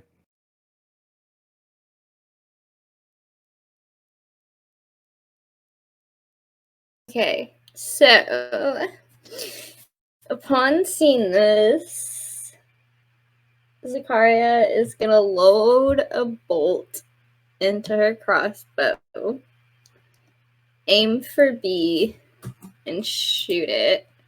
Give me a second. Okay.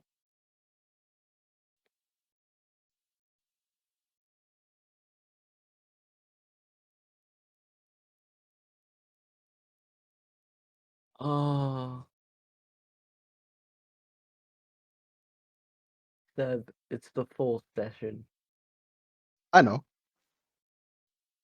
And I believe, if I'm not mistaken, I have gone down every single session so far. Yup. Literally every single one. Well, you know what they say: if at once you don't succeed, try and try again. Jesus Christ. Oh my god. I do love how Sverkr was like, I have no idea what these creatures are. Let's just fucking whack it. I'm gonna Well, assume it's what's a 23 method to this hits. madness? 23 hits, yeah. You didn't even check to see if it's the same creature.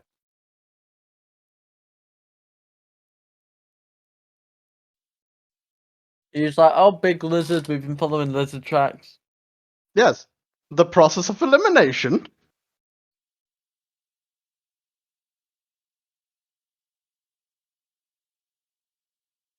So they seem to be moving pretty fast, so. It is act or be acted upon. Or hide.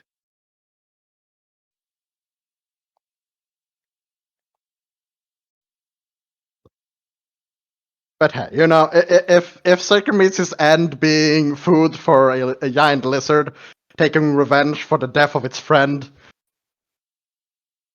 I mean, I can't say he would be okay with that, but I would be lying if I said it Okay, didn't have it coming. I dealt 7 damage Very for nice. the crossbow.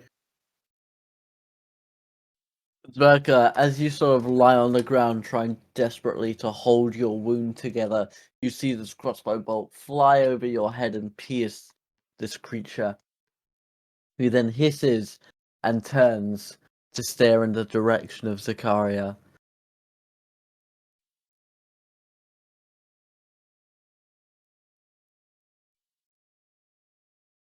On one hand, oh thank fuck. On the other hand, no. Stay away, you fucking lizard. And it will move up to attack Zakaria. No. Where are Zakaria you going? does a 12 hit.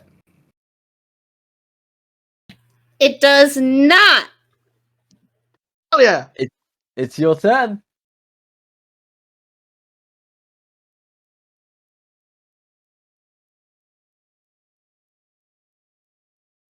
Oh, wait. Yeah, no, I wanted to do that. I'm rolling. I'll let you know. Mm-hmm.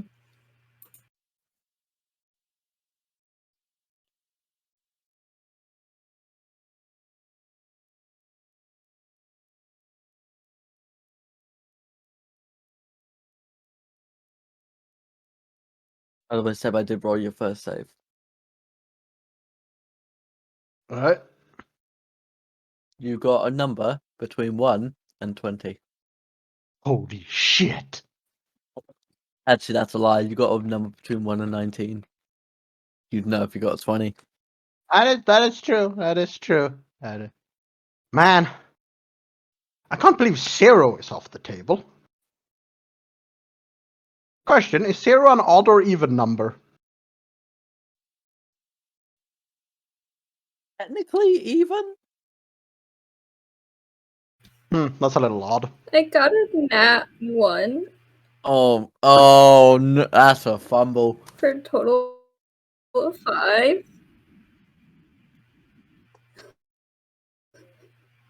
You are safe from the fumble, though. So it didn't hit.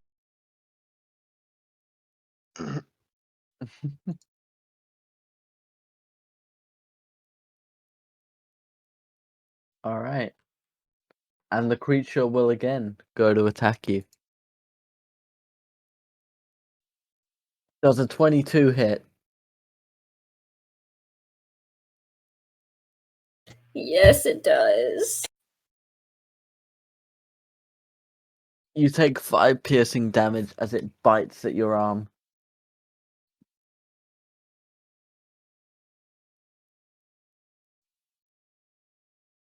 And then it is your turn.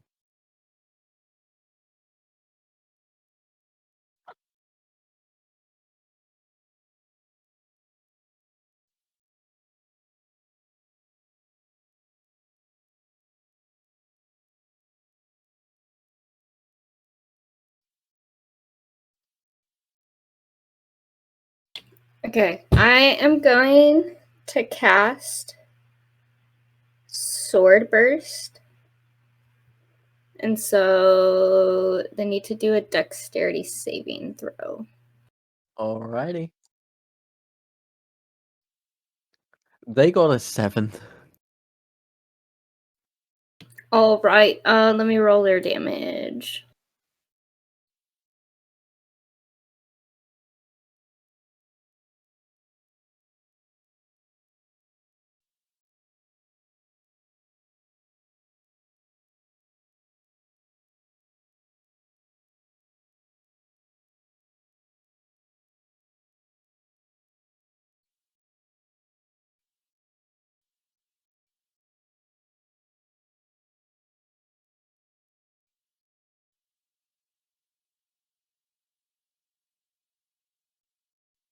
So how far away would you say Hoofs and Greet are at the moment.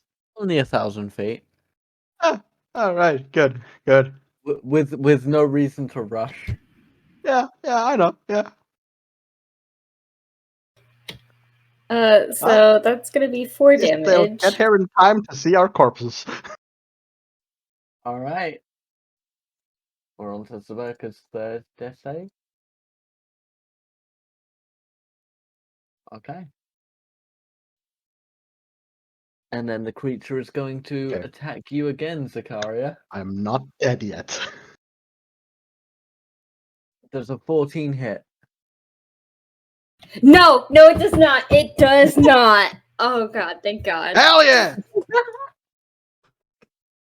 All right, it's your turn.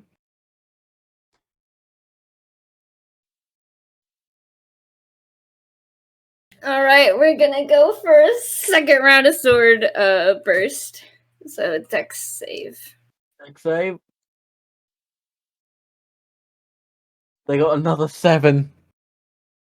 Oh, All right, I'm rolling damage now. fuck Do him it, up! Mickey. I'd like to imagine Sverkr is like, I wouldn't say conscious, but like, he's just laying there like all on the very verge of being unconscious, just muttering to himself various versions of "Get back here, you stupid! Fuck him up!"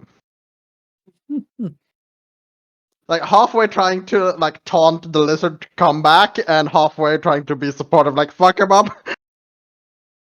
It all jumbles together in incomprehensible bullshit. I thought that was you just talking normally. You'd think that, yeah, but me talking normally is, hypothetically comprehensible bullshit. All right, I got another 4 for damage. All right. Zverka, we go to your 4th death save.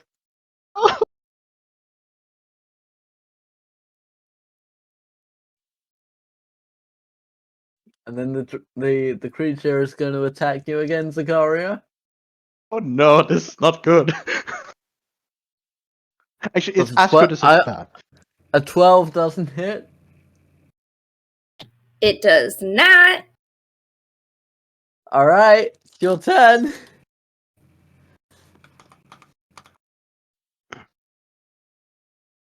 You know what that means, Seb.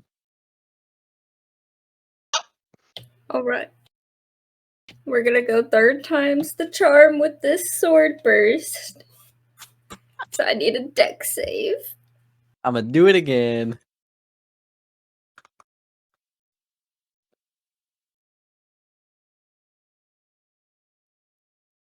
They get a 13. So my thing is 13. I don't know Meets if you it, would make beats me it. win that or you win. Meets it, beats it. Oh shit. So So you beat it? yeah. Okay, then ignore my damage roll. I had just started it prematurely for time's okay. sake. That's all good. Is there anything else you're doing on your turn? No, that'll be the end of it. All right, Sverka. Your 5th and final death save.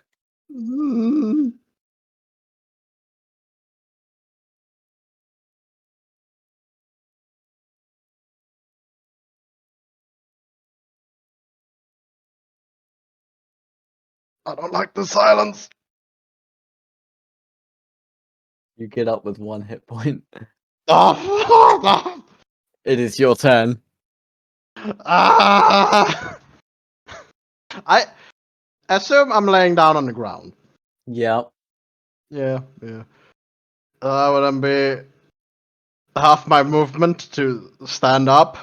I allow when you're getting up from a death save, it doesn't count. Ah, okay. That Well, was a personal I- ruling. I want you to have your full turn if you're able to survive. Yeah. I get up, very delirious, kind of looking around, turning around, all like stumbling, almost falling over. I see the lizard I'm Mhm. going to stumble forth, like kind of dragging my warhammer behind me, and then as I'm stumbling forward, I'm just going to, swing it over my head and try and, just swing it down on it. With advantage because you're flanking.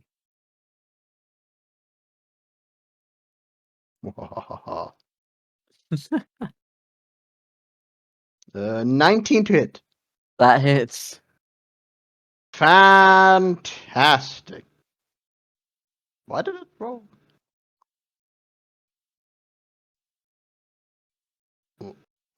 Okay, that's weird. I don't know why it rolled twice.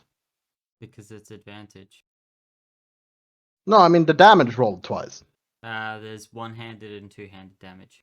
Yeah, I know. I just clicked the one-handed. That's How what much he's damage are doing. you dealing? 9. How do you want to do this?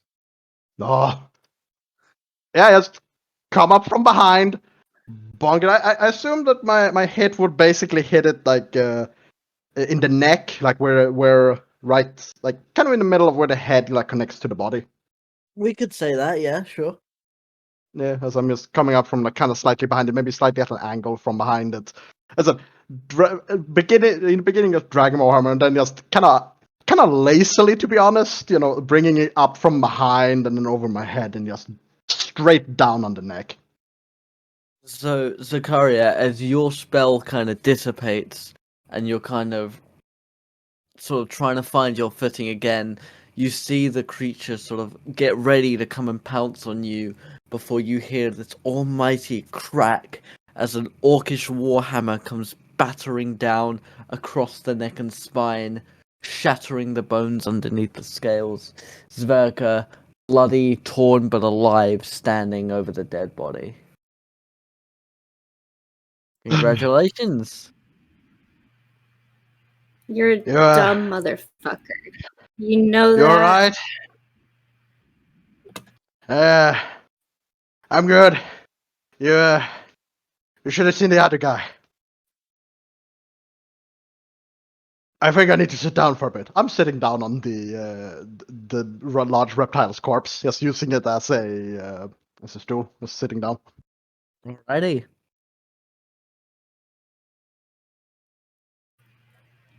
I want to examine the creatures. Roll me. Examining them in what way? What are you trying to identify? Like, I'm trying to, one, identify, like, what they are, if I can. And then, like, two, like, were these, like, intelligent, like, speaking creatures, or were they, like, monsters that were, it was inevitable that no. we were going to fight them anyways? Imagine if they were if they're intelligent creatures, just like a couple newly moved into this nice cave, planning to start a family, and then we come and just murder them. That is literally what I am worried about. You just went and attacked them for no fucking reason. We were Roll hidden. me- We were fine. Roll me nature.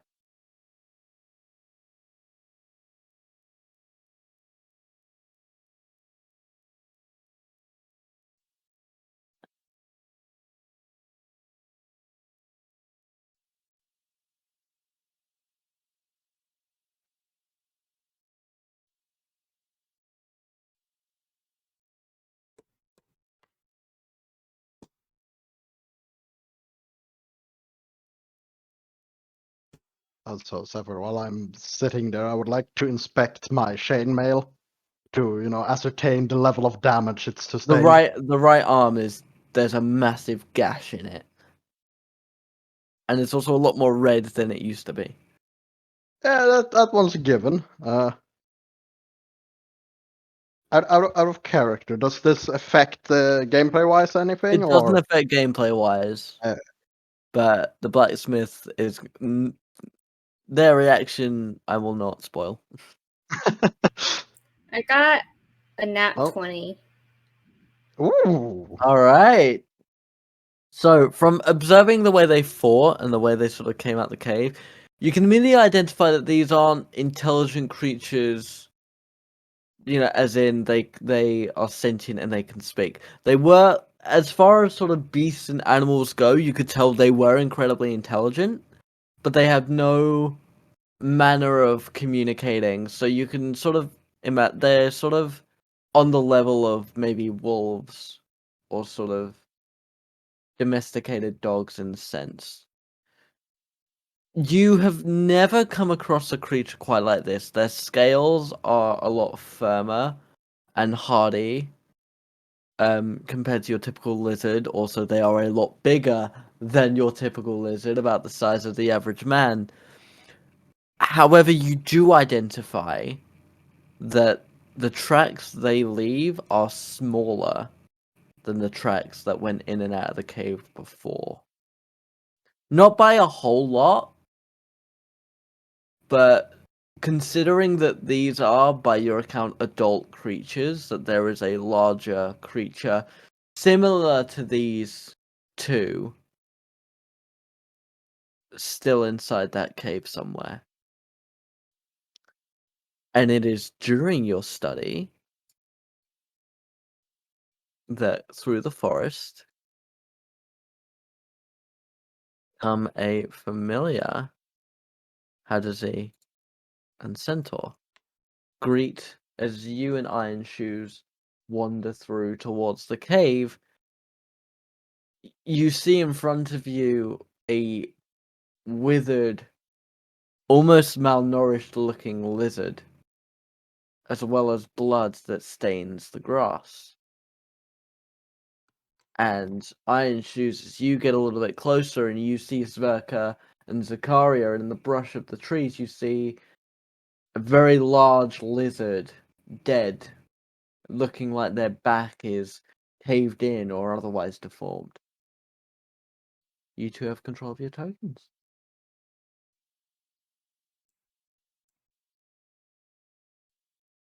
I'm just going to be moving forward and saying rather loudly, "What did I say about staying hidden in the bushes?" Oh, it didn't look so tough. What happened? And are you both alright? I'm This not a lot idiot worse. can't attack them out of nowhere. No reason. We were fine. They were leaving. Well, He yes, got but himself into this. as far as we knew, these could have been the creatures we were after. And if they looked like they were planning to dart off somewhere, and if they were the ones we're after, then them darting off could put a lot of people in danger. So better to try and keep them here, knowing that we have, and I will, a little disorientedly gesture towards our two traveling companions. We have backup on the way, so better to stall these creatures for as long as possible. I did not expect them to pack such a punch. I'm going to wander over to Zerka, pat him on the back, and cure wound him. That hurts. Little gentler, please. And you get back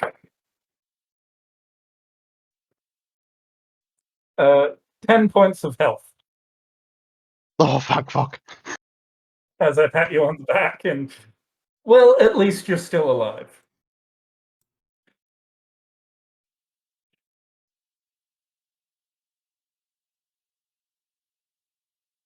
Yeah. So, Zakaria, have you figured anything out about these lizards? They're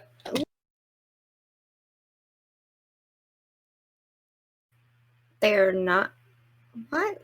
Why is my Discord doing that? Hold on. Sorry. They're not the ones that we're after. They're much smaller than what left those tracks. Sverkr goes pale, like his normal kind of palish gray turns into almost full-on white. Oh boy.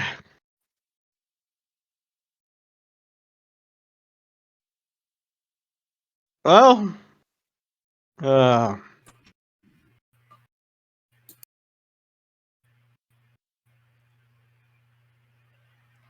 well then. So, what's our plan going into this?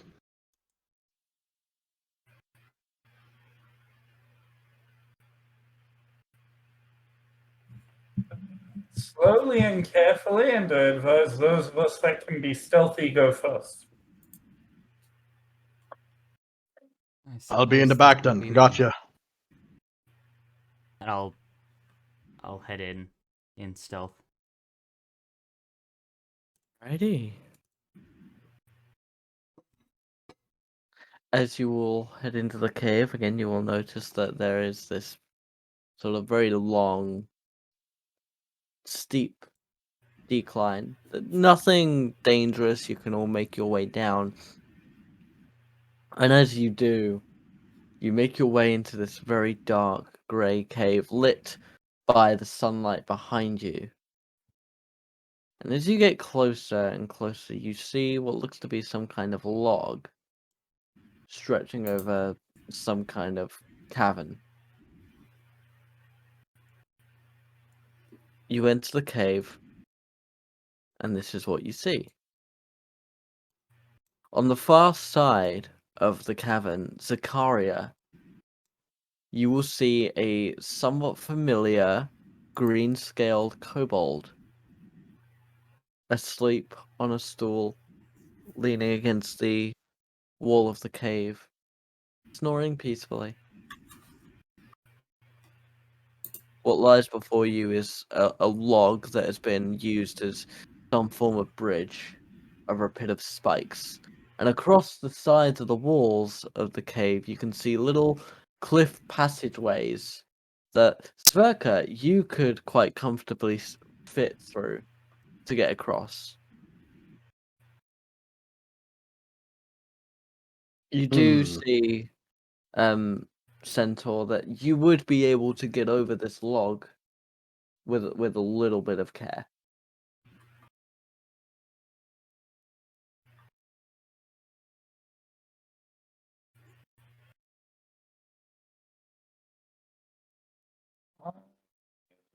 I'll attempt it. Yeah.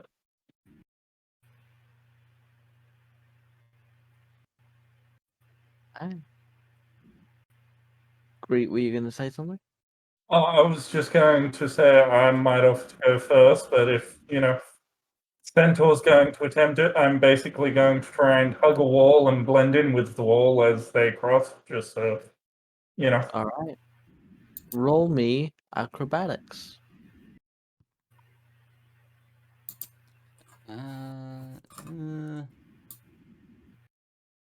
Plus 4, 12. You are able to get on the log. Because of your size and the sort of slight narrowness of the log, as well as it being a curved surface, you are struggling to keep your balance. Roll me a deck save. Dex save. Yep. Oh, golden. 24. Okay. Using your initial monk training, you're able to keep your balance enough to not fall into the pit. Roll me another acrobatics.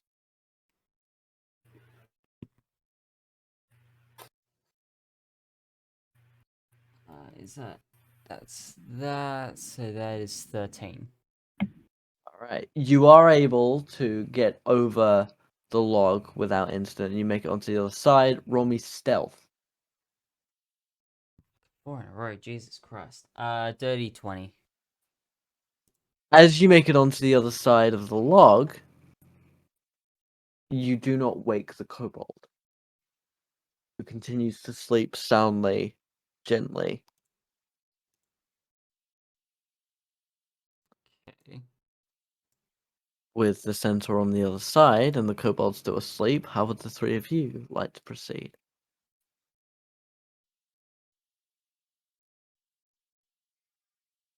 Given the situation, Sverkr will probably be the last one to try and cross, since he will make a lot of noise just trying to move.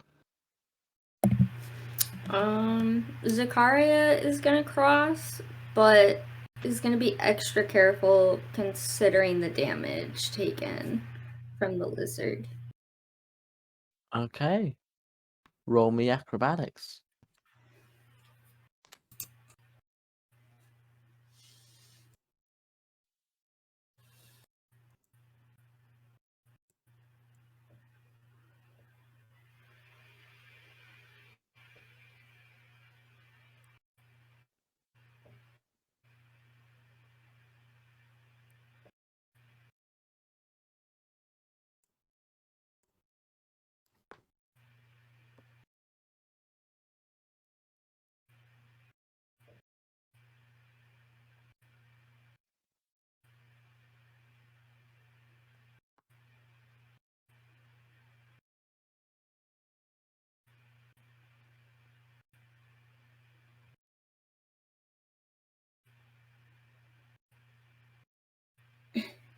I got a 6.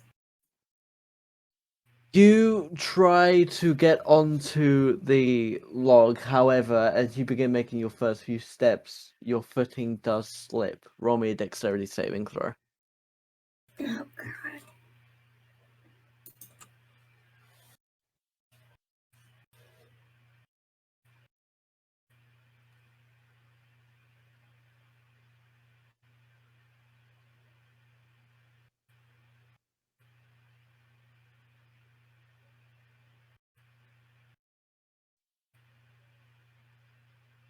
So, Malachi, with your character now being over the other side of the log, this is what you see.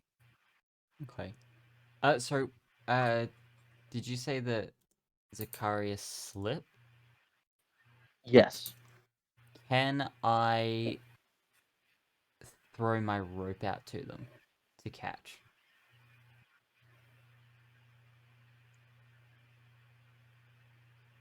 You could attempt to do that. The drawback of that would be, like, with the way she's falling, if she fails this dex save, you could. But she would swing into the wall, and whilst that might not hurt her, that would almost certainly wake the kobold. That's fine. I got a 5. So she failed it. So yeah, I'm gonna throw the rope out. Okay. Zakaria, do you wish to try and catch the rope? Yeah, we're gonna try and catch the rope. Alright, Zakaria, you are able to grab onto the rope and sort of use it, and with this being a sort of 30-foot drop, you are able to sort of hold on and cushion yourself as you collide against the wall, which would put you about... Oh god, no. It would put you about here. However, Sverkr and the centaur will all see as she collides with the wall, the kobold is stirred, sort of fluttering his eyes before... I'd like it known I have one hand on the rope and one hand on my quarterstaff. What the hell are you doing in here? And you will see they immediately go to draw their dagger. That's fine. As soon as I get in range, I want to aim to hit the dagger out of their hand.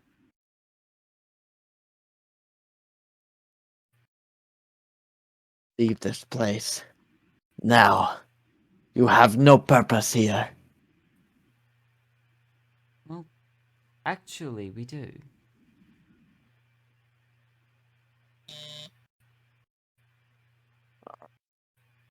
If you will not leave, I will make you. This is your final chance. Leave this place and never return. And we will forget this happened. Not gonna happen. Alright. They're gonna go for an attack on you. Cool. That means they're getting in range. Means I'm Yep. aiming for their dagger. Who's swinging Alright, first? he is the initiator. So he goes first, Mm-hmm. because your thing would technically be a reaction to the attack. Arguably a held action, but sure.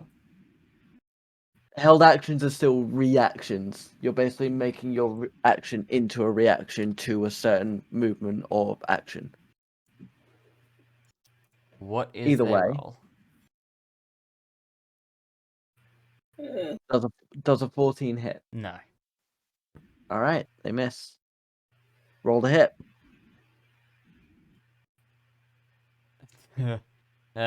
Does a 24 hit?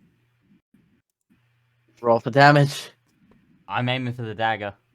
You're still gonna. It's in his hand. Well, You're still gonna hurt You're him. gonna, you're all right. gonna slice Fine. the hand off with the dagger. 8. And as you go to swing, you break his wrist with a strike, and he will sort of stumble back. And the pain of the situation as he sort of falls back into the wall and the shock is enough to knock him unconscious.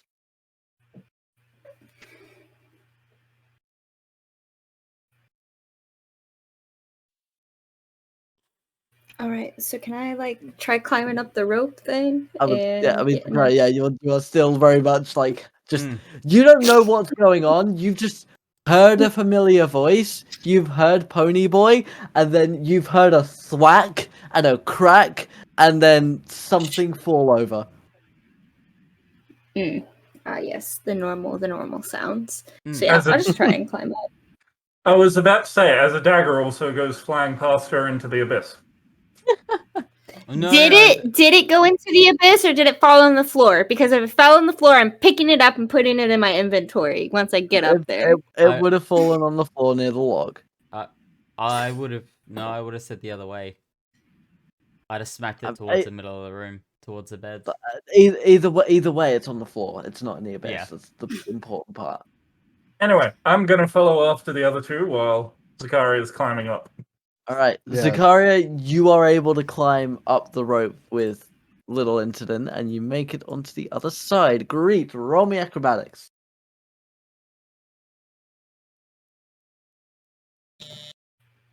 I'm gonna prepare the rope again. 22. All right, you were able to make your way halfway across the log, and you keep your balance perfectly. Your wings kind of helping you keep your center on the log. Roll me one more acrobatics.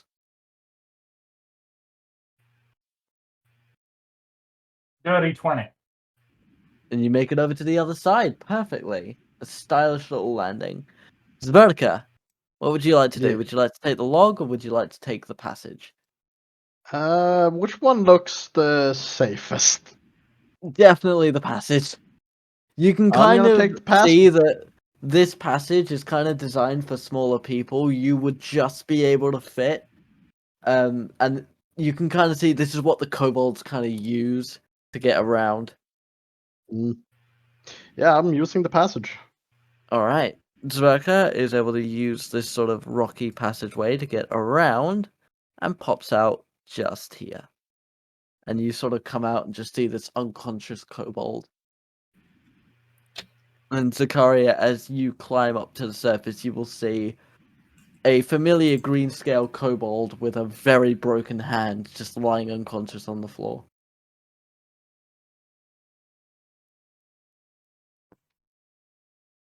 It's on campus. You know, just to be safe, I'm gonna cast Spare the Dying on it. He is alive. Yeah, just to be safe.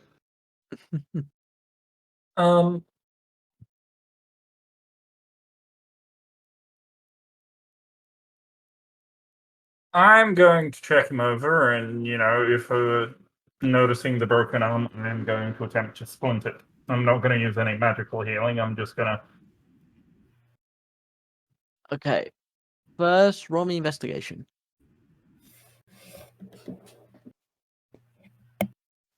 That's 19 on the dice. And I have an investigation of 0, so 19. All right. So you notice the clothes he's wearing. They are sort of robe-like in a sense.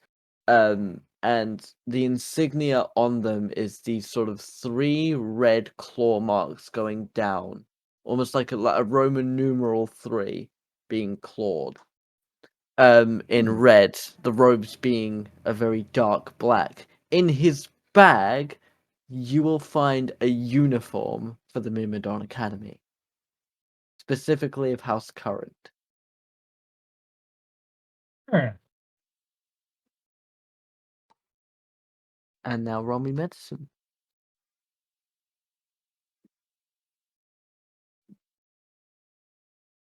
Medicine 15 on the dice. Plus 6, 21. All right, you are able to make a successful splint, and you can tell that, assuming the kobold doesn't do anything stupid, it should heal in a few days. How would the party like to proceed? I'm going to creep in further in stealth. Upon noticing he's a student after taking care of his medical needs, I'm going to check his backpack for any worksheets that might have his name or anything on it, just so that way, when I get back to the school, I can possibly investigate it. You don't find any papers on him. The only thing on his person is the robes he's wearing and the uniform. Let me just Malachi, can you roll me stealth whilst I reveal what you see?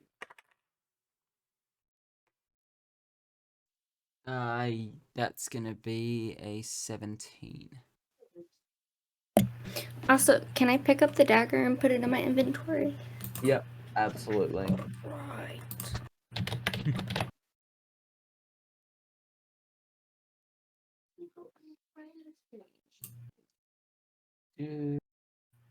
Millie?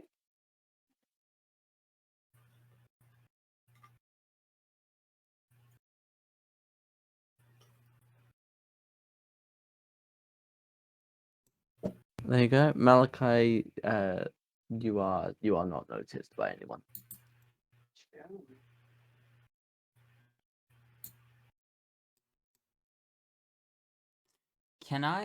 Is there a conversation going on between these 3?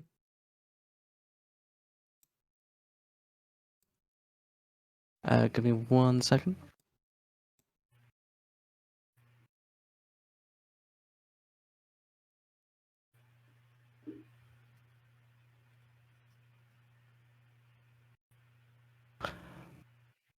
You can't hear any conversations per se.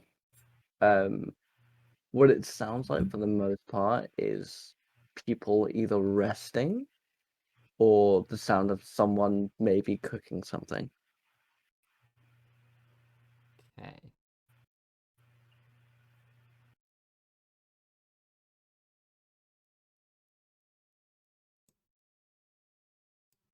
I would like to creep closer.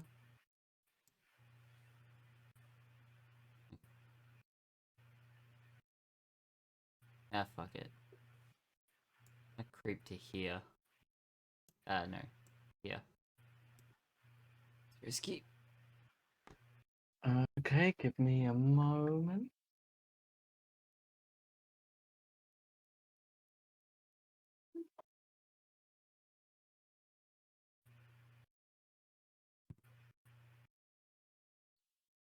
You see up to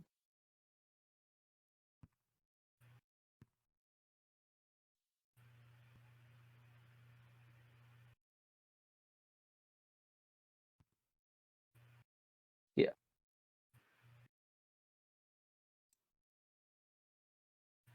Oh boy. You've not been noticed yet.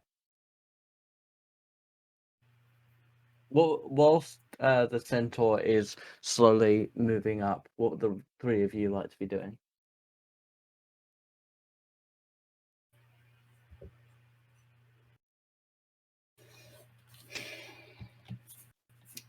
Well, I've basically tried to investigate all I can off the kobold, so I'm going to start creeping up as well. Alrighty. Zakaria and Sverkr? Sverkr will be like staying behind, only really moving forward once he's certain that it's safe for him to move forward. He doesn't want to ruin everyone's, careful sneaking by making.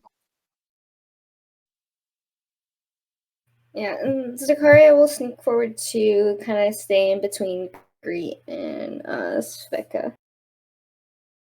Zakaria, you will notice that as you move across the wall, your topaz will sort of be glowing its brightest when up against the right-hand side wall. Oh, goody.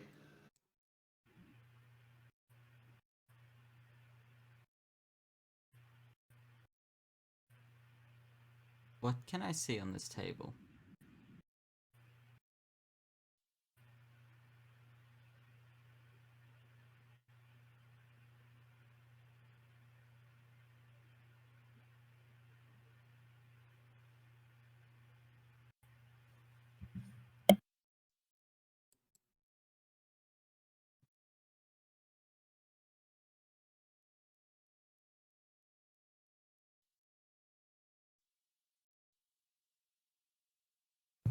Oh, my mic fucking cut out. I have no idea what you did or didn't hear. Didn't hear a thing. Yeah. Okay, no. no, that's fine. I'll just read it again. So you see a myriad of like cups and basic forks and knives, as well as a load of meat and eggs that, from the perspective you have, as far as you're aware, could have easily been stolen from the farmer. You also see gold coins and dried blood sort of sprinkling across the table slowly, as it sort of works its way up to the head of the table on the far side of the cave. It seems to get a little emptier. And as well, you'll see candles decorating the table that look a bit fancier than what should be down here. The table, the stools, the weapon rack on the far side, it all looks like it's been tied together, scavenged, foraged, or built by these kobolds. The candles themselves seem a lot more elegant, as though they've come from a different source. You will hear the kobolds slowly beginning to wake up. They will speak in a language you yourself cannot discern or recognize in any way. Hmm.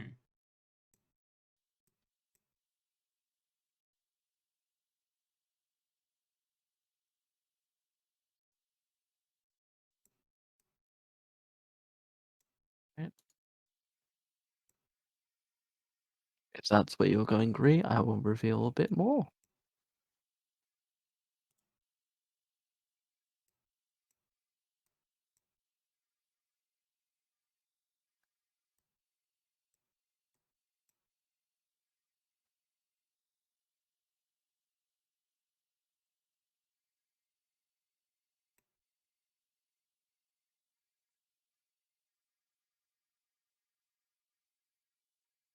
Yep. I'm about there. You can see sort of down to the end of the room entirely, and you'll see that the cave curves off around and to the right. And you'll see that, as far as you are aware, there is maybe 6 kobolds in this room.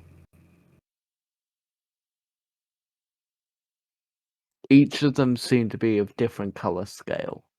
So there doesn't seem to be an appearance of clan or anything like that, but they are all wearing different pieces of clothing with that 3-line claw mark somewhere on them.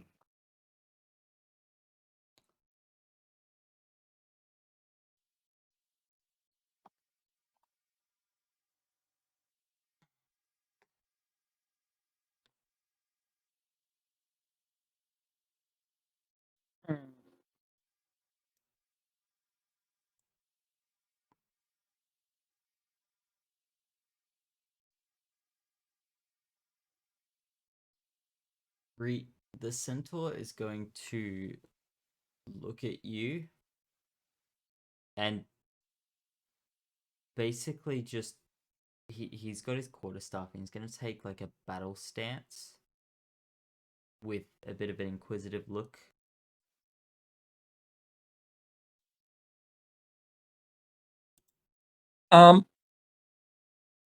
Hoping that, the centaur understands, I'm going to kind of point at the nearest kobold to both of us, which is the one marked A. Mm-hmm. Hold up 6 fingers, then gesture at his staff and nod. Okay. Okay.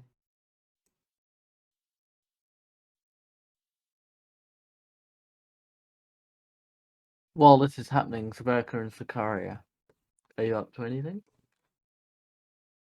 Sverker's mostly keeping an eye on like his companions to try and judge when it is appropriate for him to move closer himself. You can see Greet and the centaur kind of giving each other hand gestures.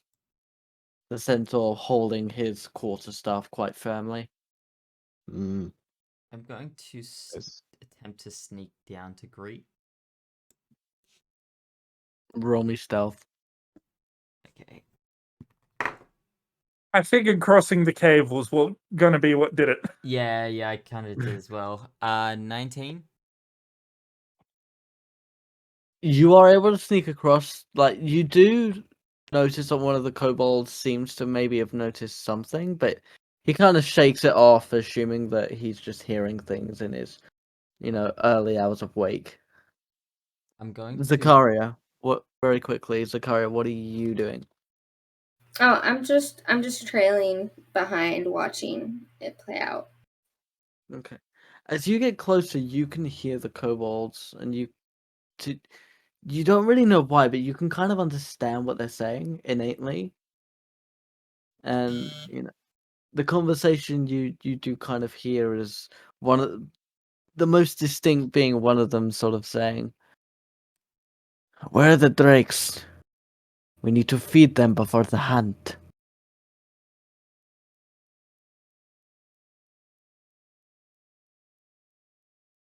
And you're saying that I understood that, You like understood nobody what they else said. is, or Like, that's what everybody understands. so they're speaking another language, but you can't explain why. But you are able to translate that language. Okay. You have never heard it before. You've never spoken it before. But there's just something in you that knows what they're saying. Okay.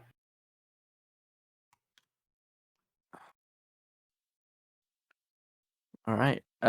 Malachi, by all means. I'm going to whisper to greet. Do we wish to play this stealthily? Or do you want maybe me to put on a bit of a performance? Performance is probably better. Zakaria and Sverkr weren't exactly looking well. I can provide support. I can certainly put on a performance.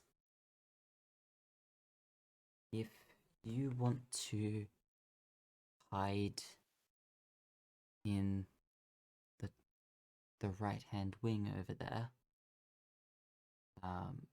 maybe, and I'll sort of raise my voice a bit so Zakaria behind me can hear. Maybe Zakaria and Sverkr can take a break from this one as they've already been in a battle.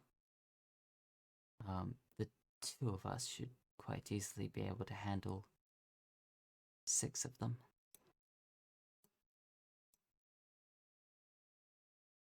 Sounds like a good plan. I'll move into position and wait for your signal. And Zakaria will nod to Ponyboy that it's understood. I give a quick smile and then sort of like shoo her back to where Sverkr is. I don't know if I want to go that far. I do think I want to stay in range to be able to firebolt if needed. I mean, what's the range on that? Like 60 foot? It's 120, and I'm at about Oh. 60 from the furthest from the furthest one from me right now. Yeah, I was gonna say you're well within range for most of it, and Mm-hmm. Trust me, they're going to come running closer. they're going to come Yeah. running closer. So okay. Or they might So run away. I'm gonna just like sneak and hide. Oh, I gotta turn off the ruler. I'm gonna just kind of like hide by the bed, so like I'm like close, but I'm not seen. I'm Nope. going to. I'll whisper to Greet, take the long way to get to the wings. We don't want to wake them up early. Well, that's the thing. I was actually going to go back to about the bed, the front of the bed where Zakaria is, and then cross that.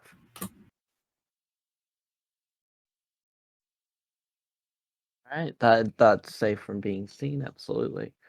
So, how do you wish to proceed? Oh, it's beautiful.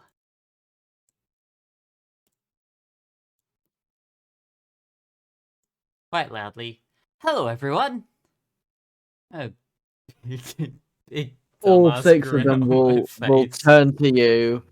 Some drawing daggers, some seeming to get out these little like makeshift slingshots and putting little bits of metal in them. I do apologize to you all, but I'm here to fuck you up. Leave now, in the names of Bahamut and Tiamat.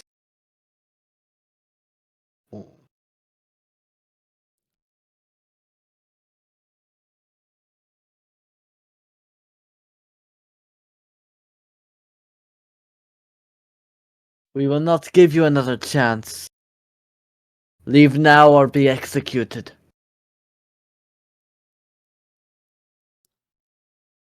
I'm gonna stand there, just like, yeah, come on. In which case, they Give are him the all old hand wave. they are all going to attack you. Sweet. Okay.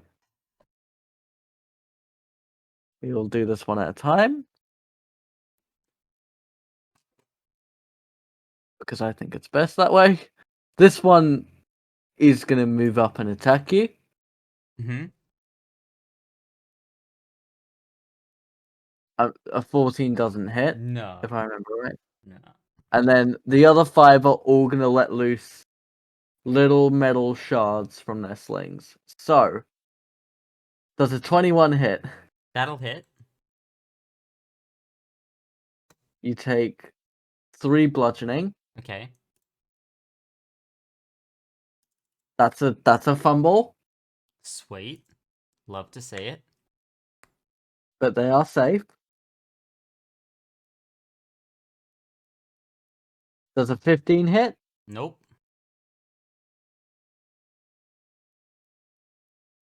A dirty 20 is going to hit you. That will hit. So that's another 4. And this will be the 5th sling.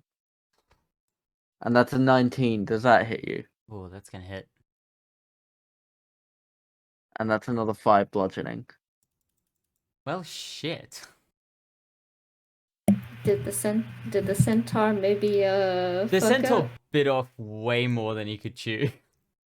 However, I was expecting, since it shouldn't have been a surprise round, that I would actually get an initiative roll, but okay. It is what it is.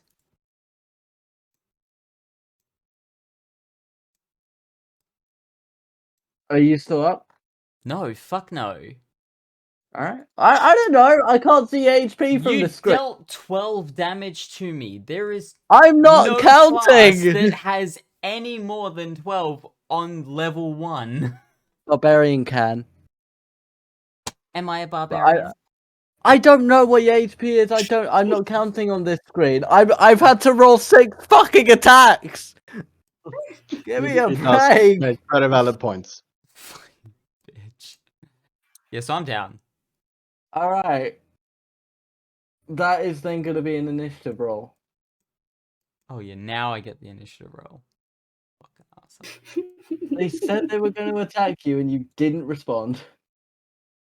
Yes, exactly. So it's not a surprise round.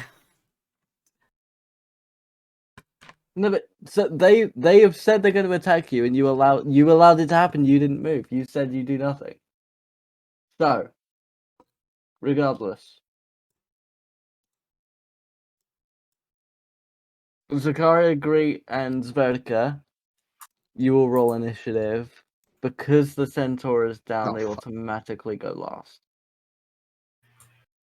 Although 4. Sverkr is trying to make sure that he goes last instead of the centaur. Dirty 20. All right. I'm not trying, it just happened. Though to be fair, I mean, I am kind of hanging back, so. You are Come back. hanging back. No, absolutely.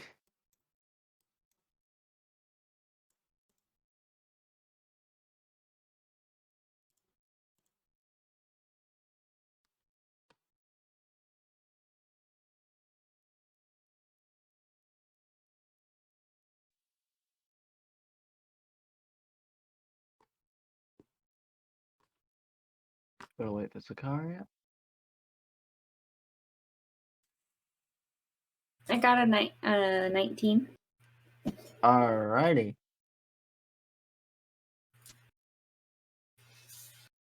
In which case, Kobold F goes first, and you are gonna see them run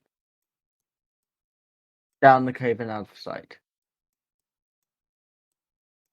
And then Kobold E is simply gonna move forward. And then Greet, we go to you. I love you. Because I'm going to throw an ice knife at B and E because, you know. Absolutely. So which one are you targeting with the knife? I will target E. Alright. So it's a roll to hit on the actual knife.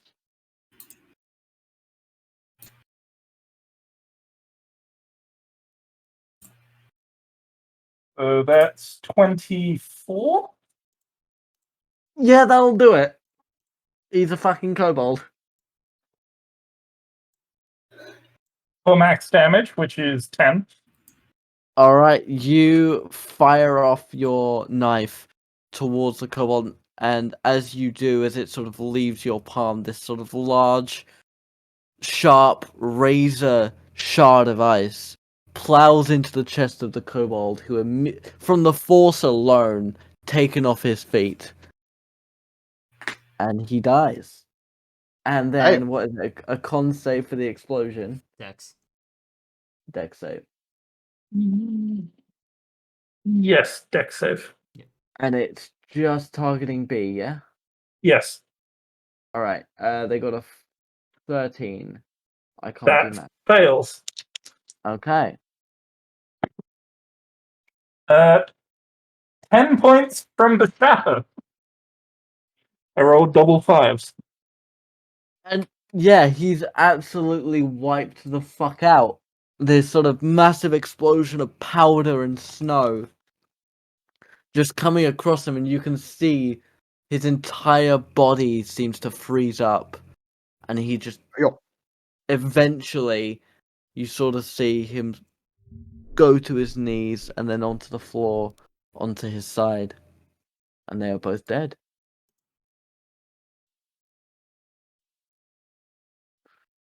Zakaria, it's your turn.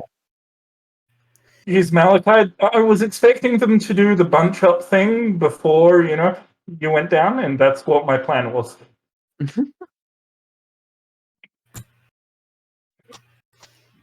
Hold on, I need to think because Greet just took out the 2 that I was planning on going for. So,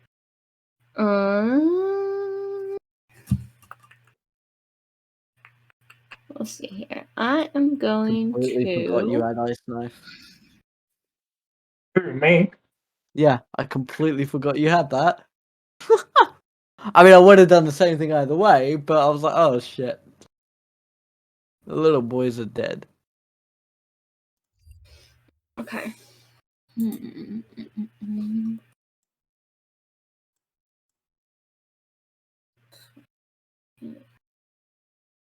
"55 feet, but it'd be obstructed by the wall. 65 feet. Okay. I'm just gonna hurl a firebolt at D. Just because that's gonna be the safest bet.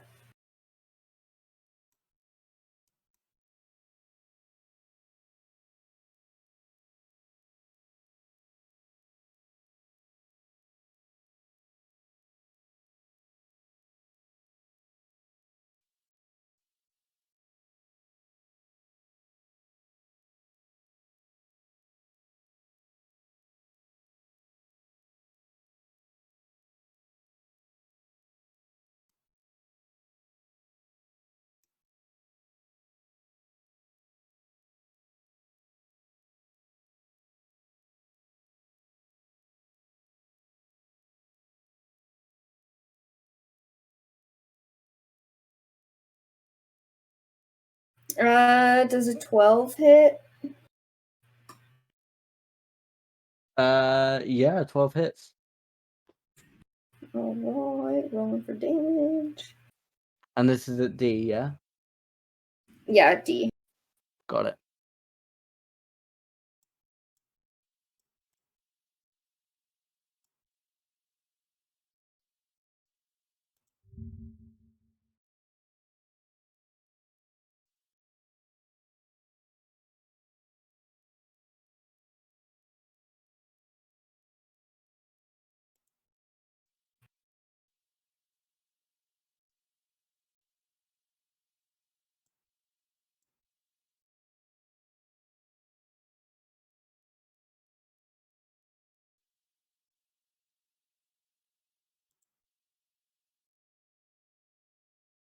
We're almost there, don't worry. 9 damage. You launch your fireball towards him, and it basically catches him on the snout and sends him hurling into the fire.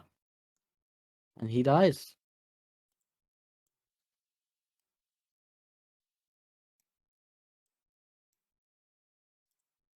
C is going to move up. And they are going to hurl a sling at you, Green.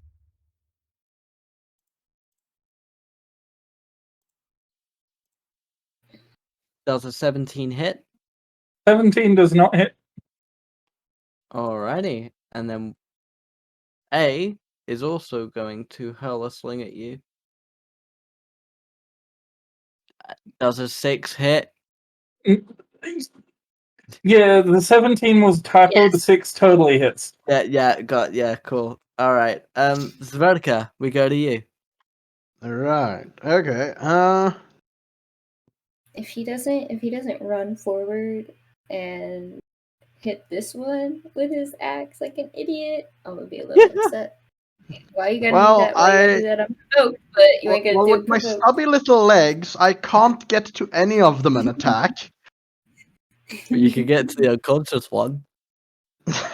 I mean, yes, but he's unconscious. Kill the And we might- unconscious one. Yeah, we've got the unconscious one, and we might want someone that we can question later. Which actually, if he wakes up, he might run away. Question, how long would you say it would take if I were to try and just bind his ankles together? That would take an action. If you have rope. That is actually a good question. I'm pretty sure I have rope. Do I have rope? You should all have do. rope. We should all have rope. Yeah, I was gonna say you should do. Yes, I do have rope. Yeah. That's basically, that's using an action to use your rope to bind him. Which you can do if you so desire.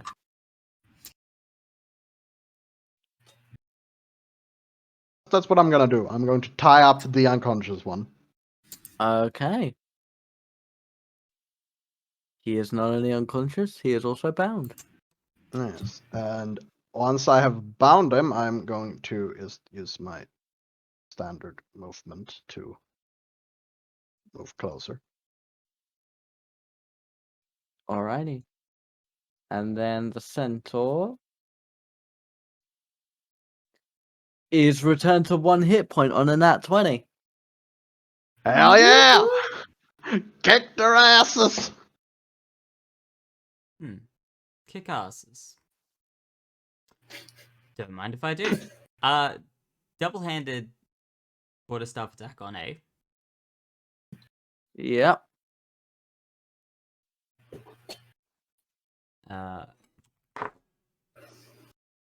Does an 18 hit? That'll do it. 10 damage. And you absolutely floor him, sort of bringing your quarterstaff around. You hit him straight on the side of the cranium, a very distinct cracking sound as blood and teeth go spurting out of his mouth. And he falls unconscious, dead. And I'm going to run up to C. Yep. And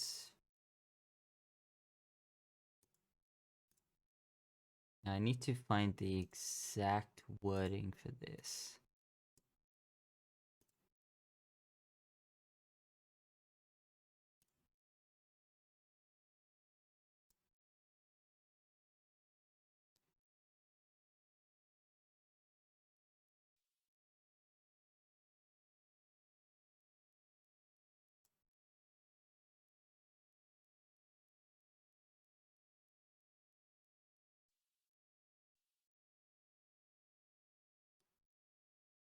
Yeah, I'm gonna run up an unarmed strike on C, Alright, go for it. which is a 22 to hit, That'll do it. and it's is it a 1d4 or a 1d6? It's a 1d4. Yeah, +4. For 7 points of damage. How do you want to do this? I want to. I don't know. How do you punch someone to death? It's just a king hit across the head. Or just, dislocate his jaw. They're pretty good, pretty No, big jaws. no. You just Look, you hit the temple just right, so Yeah, you that's what I'm get saying, the that's a king hit. soft of their brain, And you send him careening with the full force of your might to the floor. And he instantly dies. Damn. That Alright. jawbreaker. that did not go the way I planned Oh, it, frick. but that worked.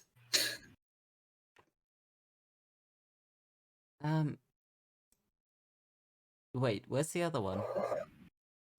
It ran off. We might want to follow it. Yeah. Oh, It- cool. I'm gonna Yep. I'm gonna carelessly run up, and I want With your to get point. to here and peek around the corner, being prepared for any incoming attack.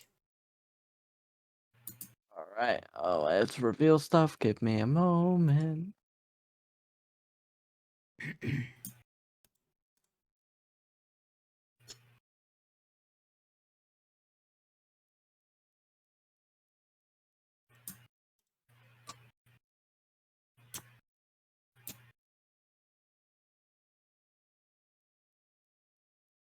And this is what you see. And you see that single kobold sort of banging against the door in front of you. It's safe to say that they probably know we're coming.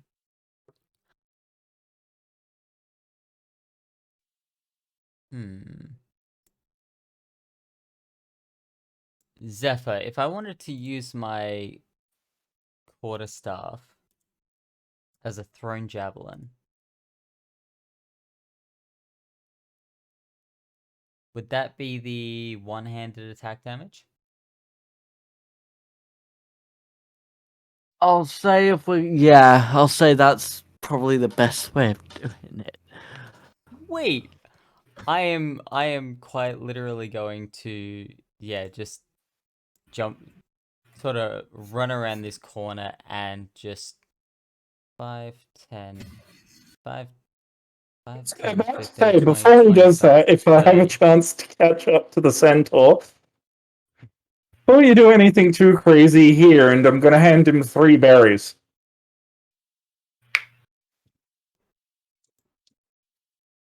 I will eat the berries. What do they give me?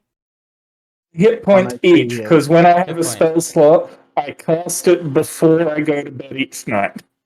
Alright.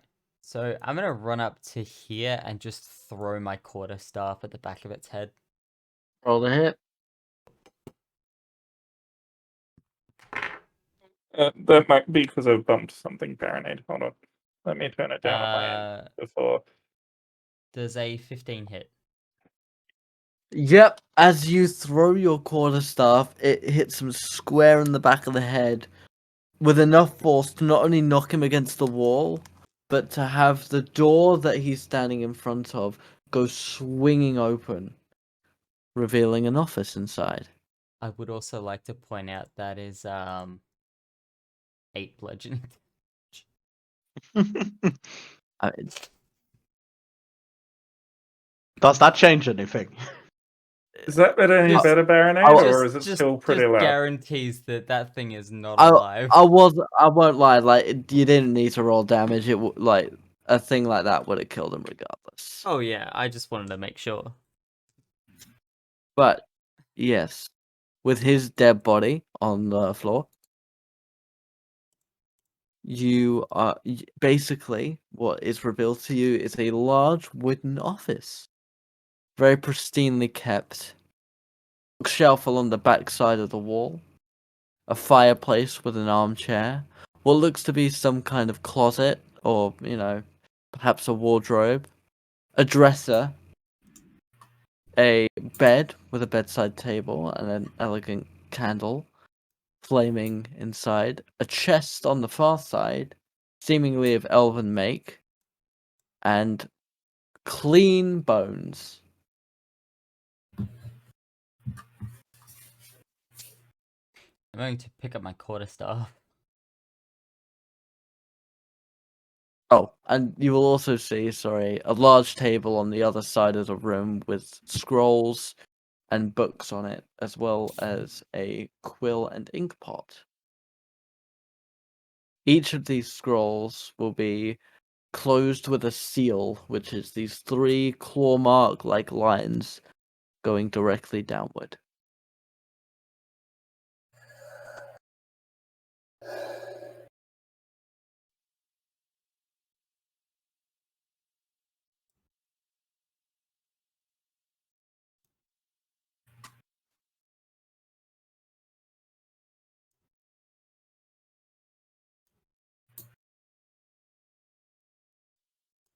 I believe this is called a lair.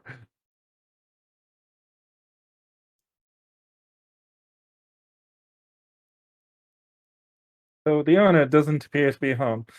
I'm going to. I mean, I've made it this far, so I'm going to investigate the bookshelf. Alright, roll me investigation. I would I'm like investigating the wardrobe. I would like to check on the bones to figure out like what the bones might have come from. Okay, Uh, so hold up. So Centaur roll me investigation, Greet roll me investigation. I'll get you after Centaur, and then Sverkr roll me nature or medicine. Centaur. 14.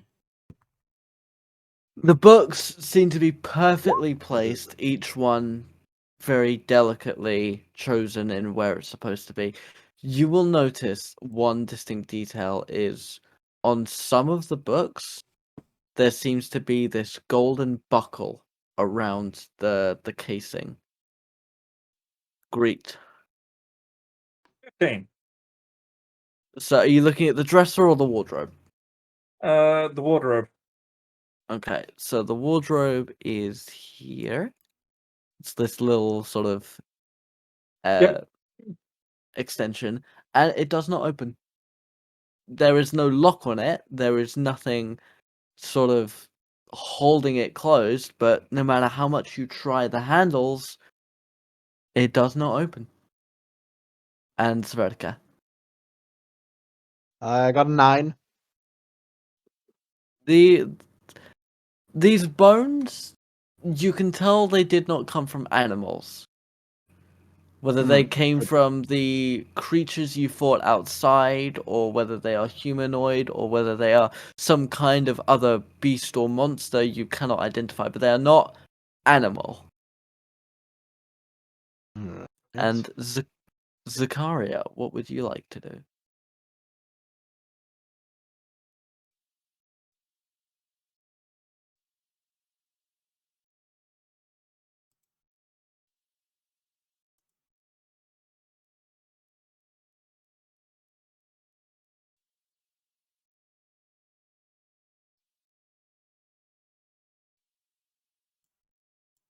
Mickey?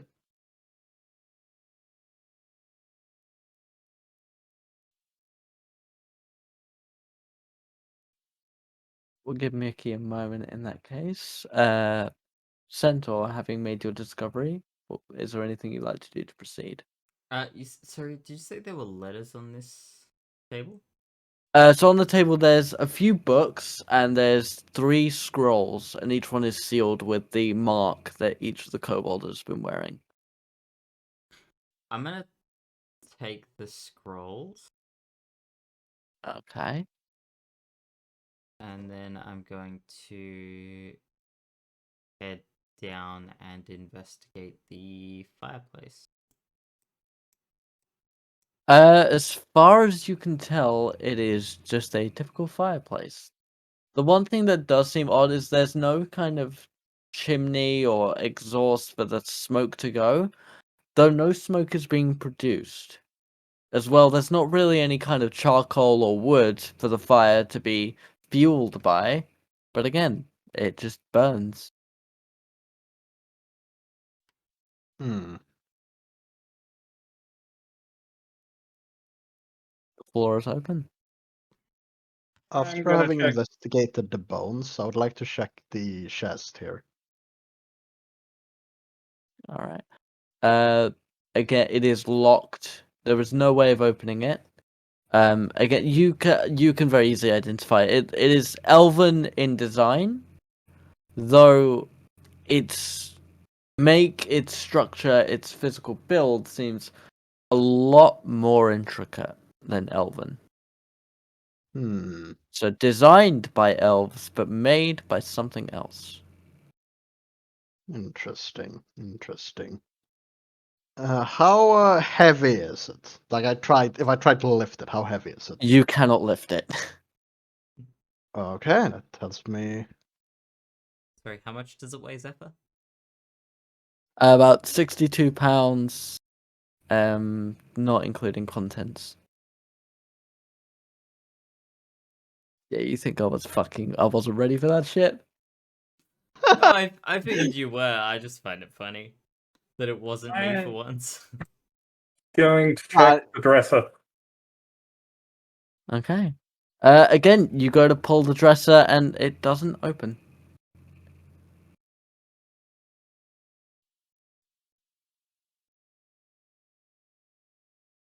Mickey, are you back with us?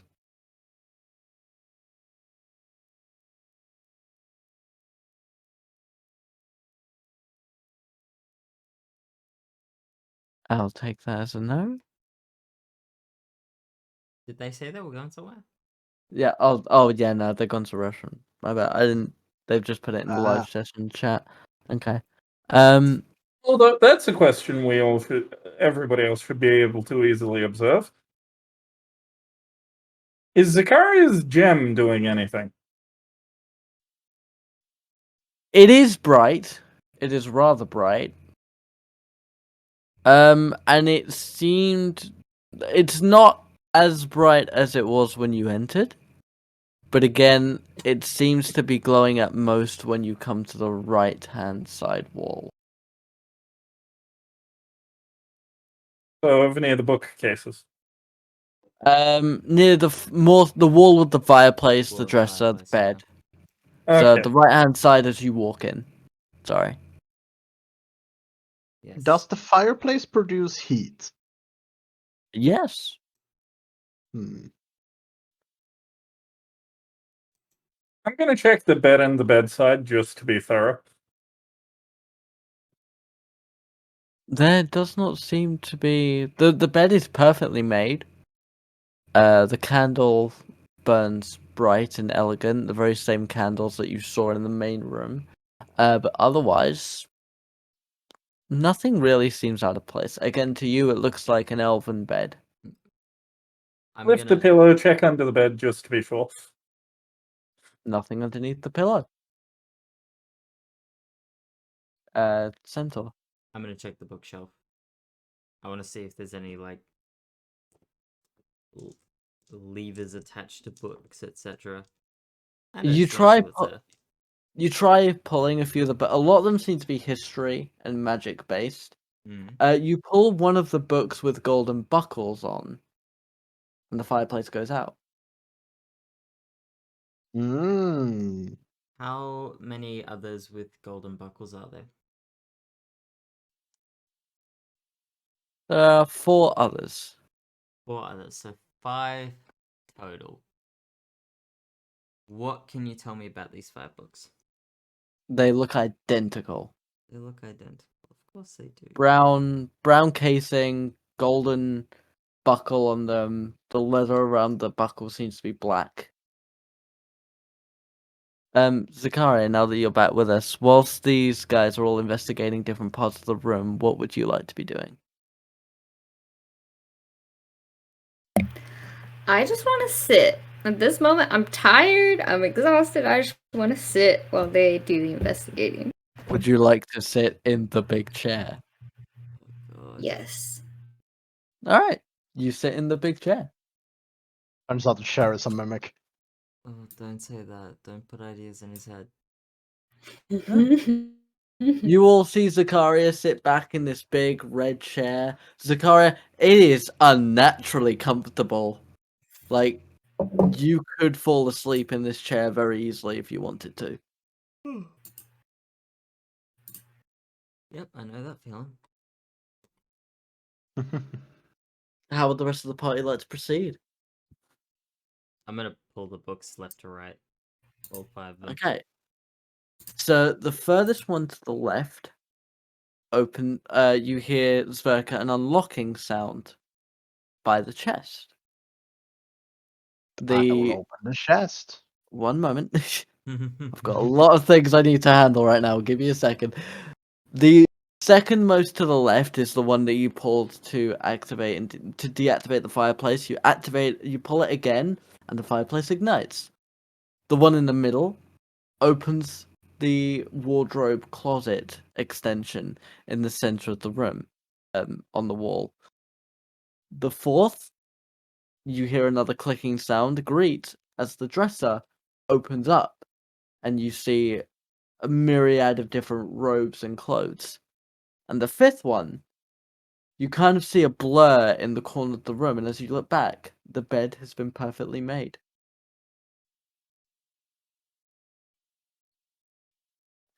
Vertica, in the chest, you find a scroll of detect thoughts,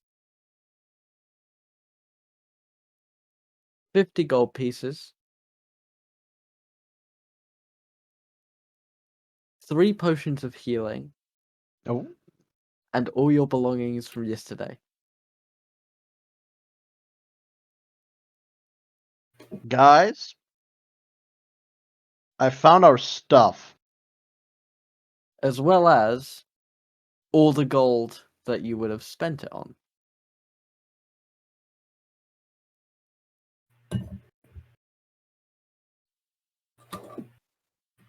Well then.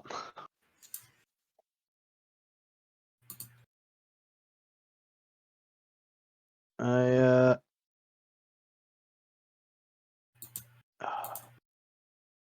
before I touch anything, I really should have done this before. I'd like to. Is there anything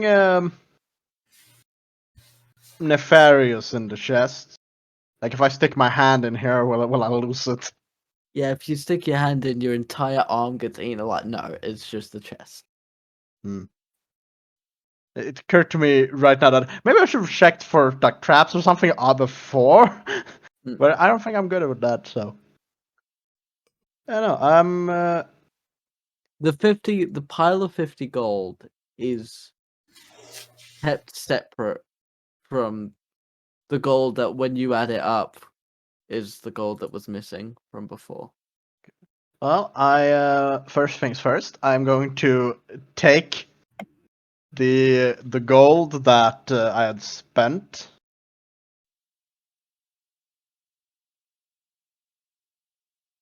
Alrighty. I'm trying to remember that. Let's see. I believe it was 13. Or it's I 13 or know that 12. it should bring me up. No. I spent. How much did I spend in the cafeteria? Was it one silver? It was 1 silver in the cafeteria, so I believe it was 12 gold you spent. Yes. So I will just, if it's just that, then it's up to 50 minus 1 silver. So it would be. No, that would be 12. Alright. If it calls out that our stuff is over there, I'm gonna go over. Yes, reclaim the gold from the other day and take the weapons and armor out and just bundle them up and use a length of rope to. Alrighty. Yeah, I will also take my stuff to, put them / fasten them to my bag. Which I'm guessing, if I actually look between, say, the scimitar there and the scimitar I'm holding, they look are almost. identical. Yeah, thought as much. The armor you're wearing now is a bit better fit than that armor, because obviously the blacksmith had a lot more time to fit you. I have a question. Yep. Are the books in the chest? The books are not in the chest. Mm.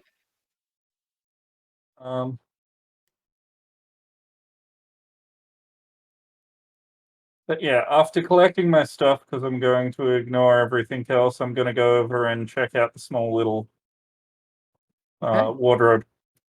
There's sort of little closet area. It's got some what look to be rain and or winter coats in there. It's got a couple sort of traveling boots. It's also got what looks to be a small amount of cleaning supplies.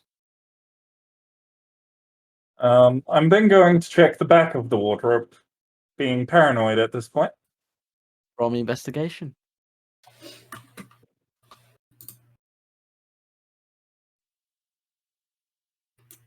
19 on the dice, and I don't get a bonus. You do knock on the back wall of the wardrobe, and it sounds a little more hollow than it should. Mm. So, what's left in the chest? It would just be my stuff, Malachi. Yeah, yours You and said there Malachi's was- stuff. A scroll of detect thoughts, 3 potions of healing, and 50 gold on top of your gold from the day before. Okay. I want to go over to the chest and I want to take my gold. I'm gonna take the scroll and I'm gonna take a healing potion. Alrighty. Seeing Zakaria do this, I will also take a healing potion. Alright. So there's 50 gold and 1 potion left. Wait, who's got my quarterstaff? The other one. That chest. should still be in there. Your stuff. Yeah, all of your is. stuff from Cool. yesterday are in the chest. And there should be a crossbow and bolts. I'm just gonna take the bolts. I'm gonna leave the crossbow. Alrighty. I'm then going to look over to the centaur and the book that unlocked this, and I'm going to gesture to the wardrobe. Give Now- me a second and then click it again, and then I'm going to step into the wardrobe and shut the door. You cannot shut the door. It will not move. I will. Hang on, let me see if I can remember this. So the first one was the chest, the second one was the fireplace, the last one was the bed. Means the third and the Think- fourth one, I think it was The middle one was the closet. The fourth one was the dresser. I was gonna work it out. Jeez. Yeah, no, I'll just pull the third one. All right. The door closes on you, Greet, and there's a button on the other side of the door, Push the button. and the wall behind you pulls away.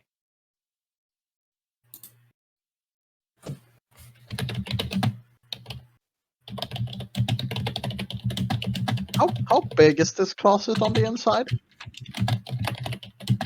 It is just enough for Greet to fit in, like width-wise. Could be an issue then.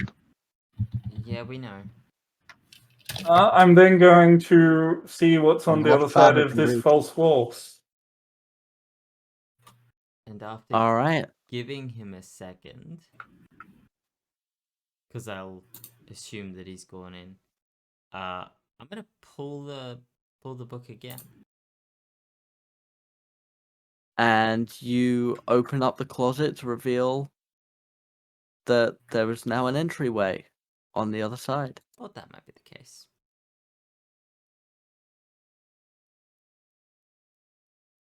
Give me 1 second, my head.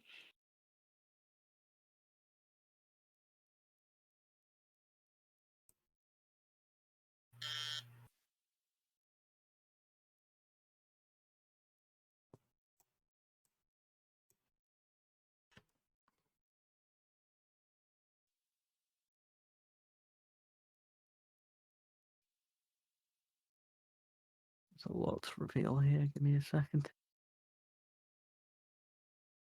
I'm in danger. Effectively. Yep. There you go. Huh.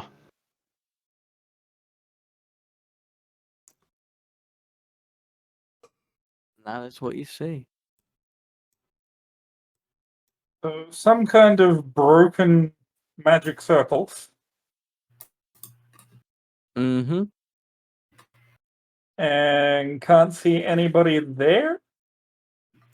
No. All you see is what looks to be a silver disc in the center of the arcane circle. Not too dissimilar from the token you were given. However, this one is almost perfectly reflective. Whereas your one was silver, this one looks to be made of some kind of mirror. Hmm. Hey.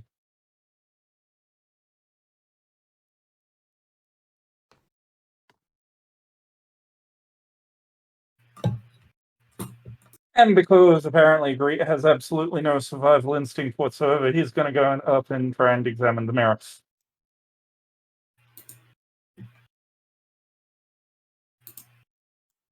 I'm guessing is in about the middle of where the cracked stone circle is. Out there, yeah. So, whilst you're going in, what is everyone else doing?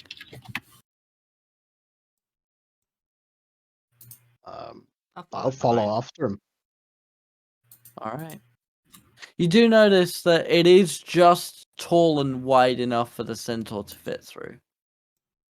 The cave is a bit cramped, and you do have to duck yourself down a little bit, but you are able to get through. Let's hope we don't Zakaria. have to make a speedy exit. Zakaria, do you follow along? Seems like there's another Yes. exit. As you enter this room, you do see there is a waterfall on the far side. Great. As you step into the circle, the moment your foot touches the arcane writings, the silver disc begins to shake, vibrate, and transform. Oh boy. Oh!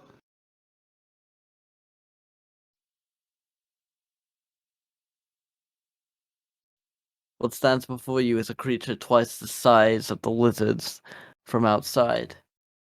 A large horn on its snout, and electricity sort of sparking off of the scales. It looks at all four of you, seemingly looking for something, and when it doesn't, it snarls and claws at the ground. And that's where we'll leave it for tonight. Damn. You fucking tease! By the way, I did do a roll to see whether or not he'd just walk up to the circle, and yes, Yeah, apparently Greet had no self-preservation instinct at all because it was a nat 1. oh my god. But yeah, unfortunately, Yeah. that's all I have for you tonight. Oh. I can't wait to see how Sverkr goes down next time. It has literally been every fucking session. Yep. You know, once is Goddamn. accident. Twice Twice is is a pattern. coincidence. No, 3 times is a I pattern. wonder. No, 3 times is enemy action. No. 4 times is a kink. What?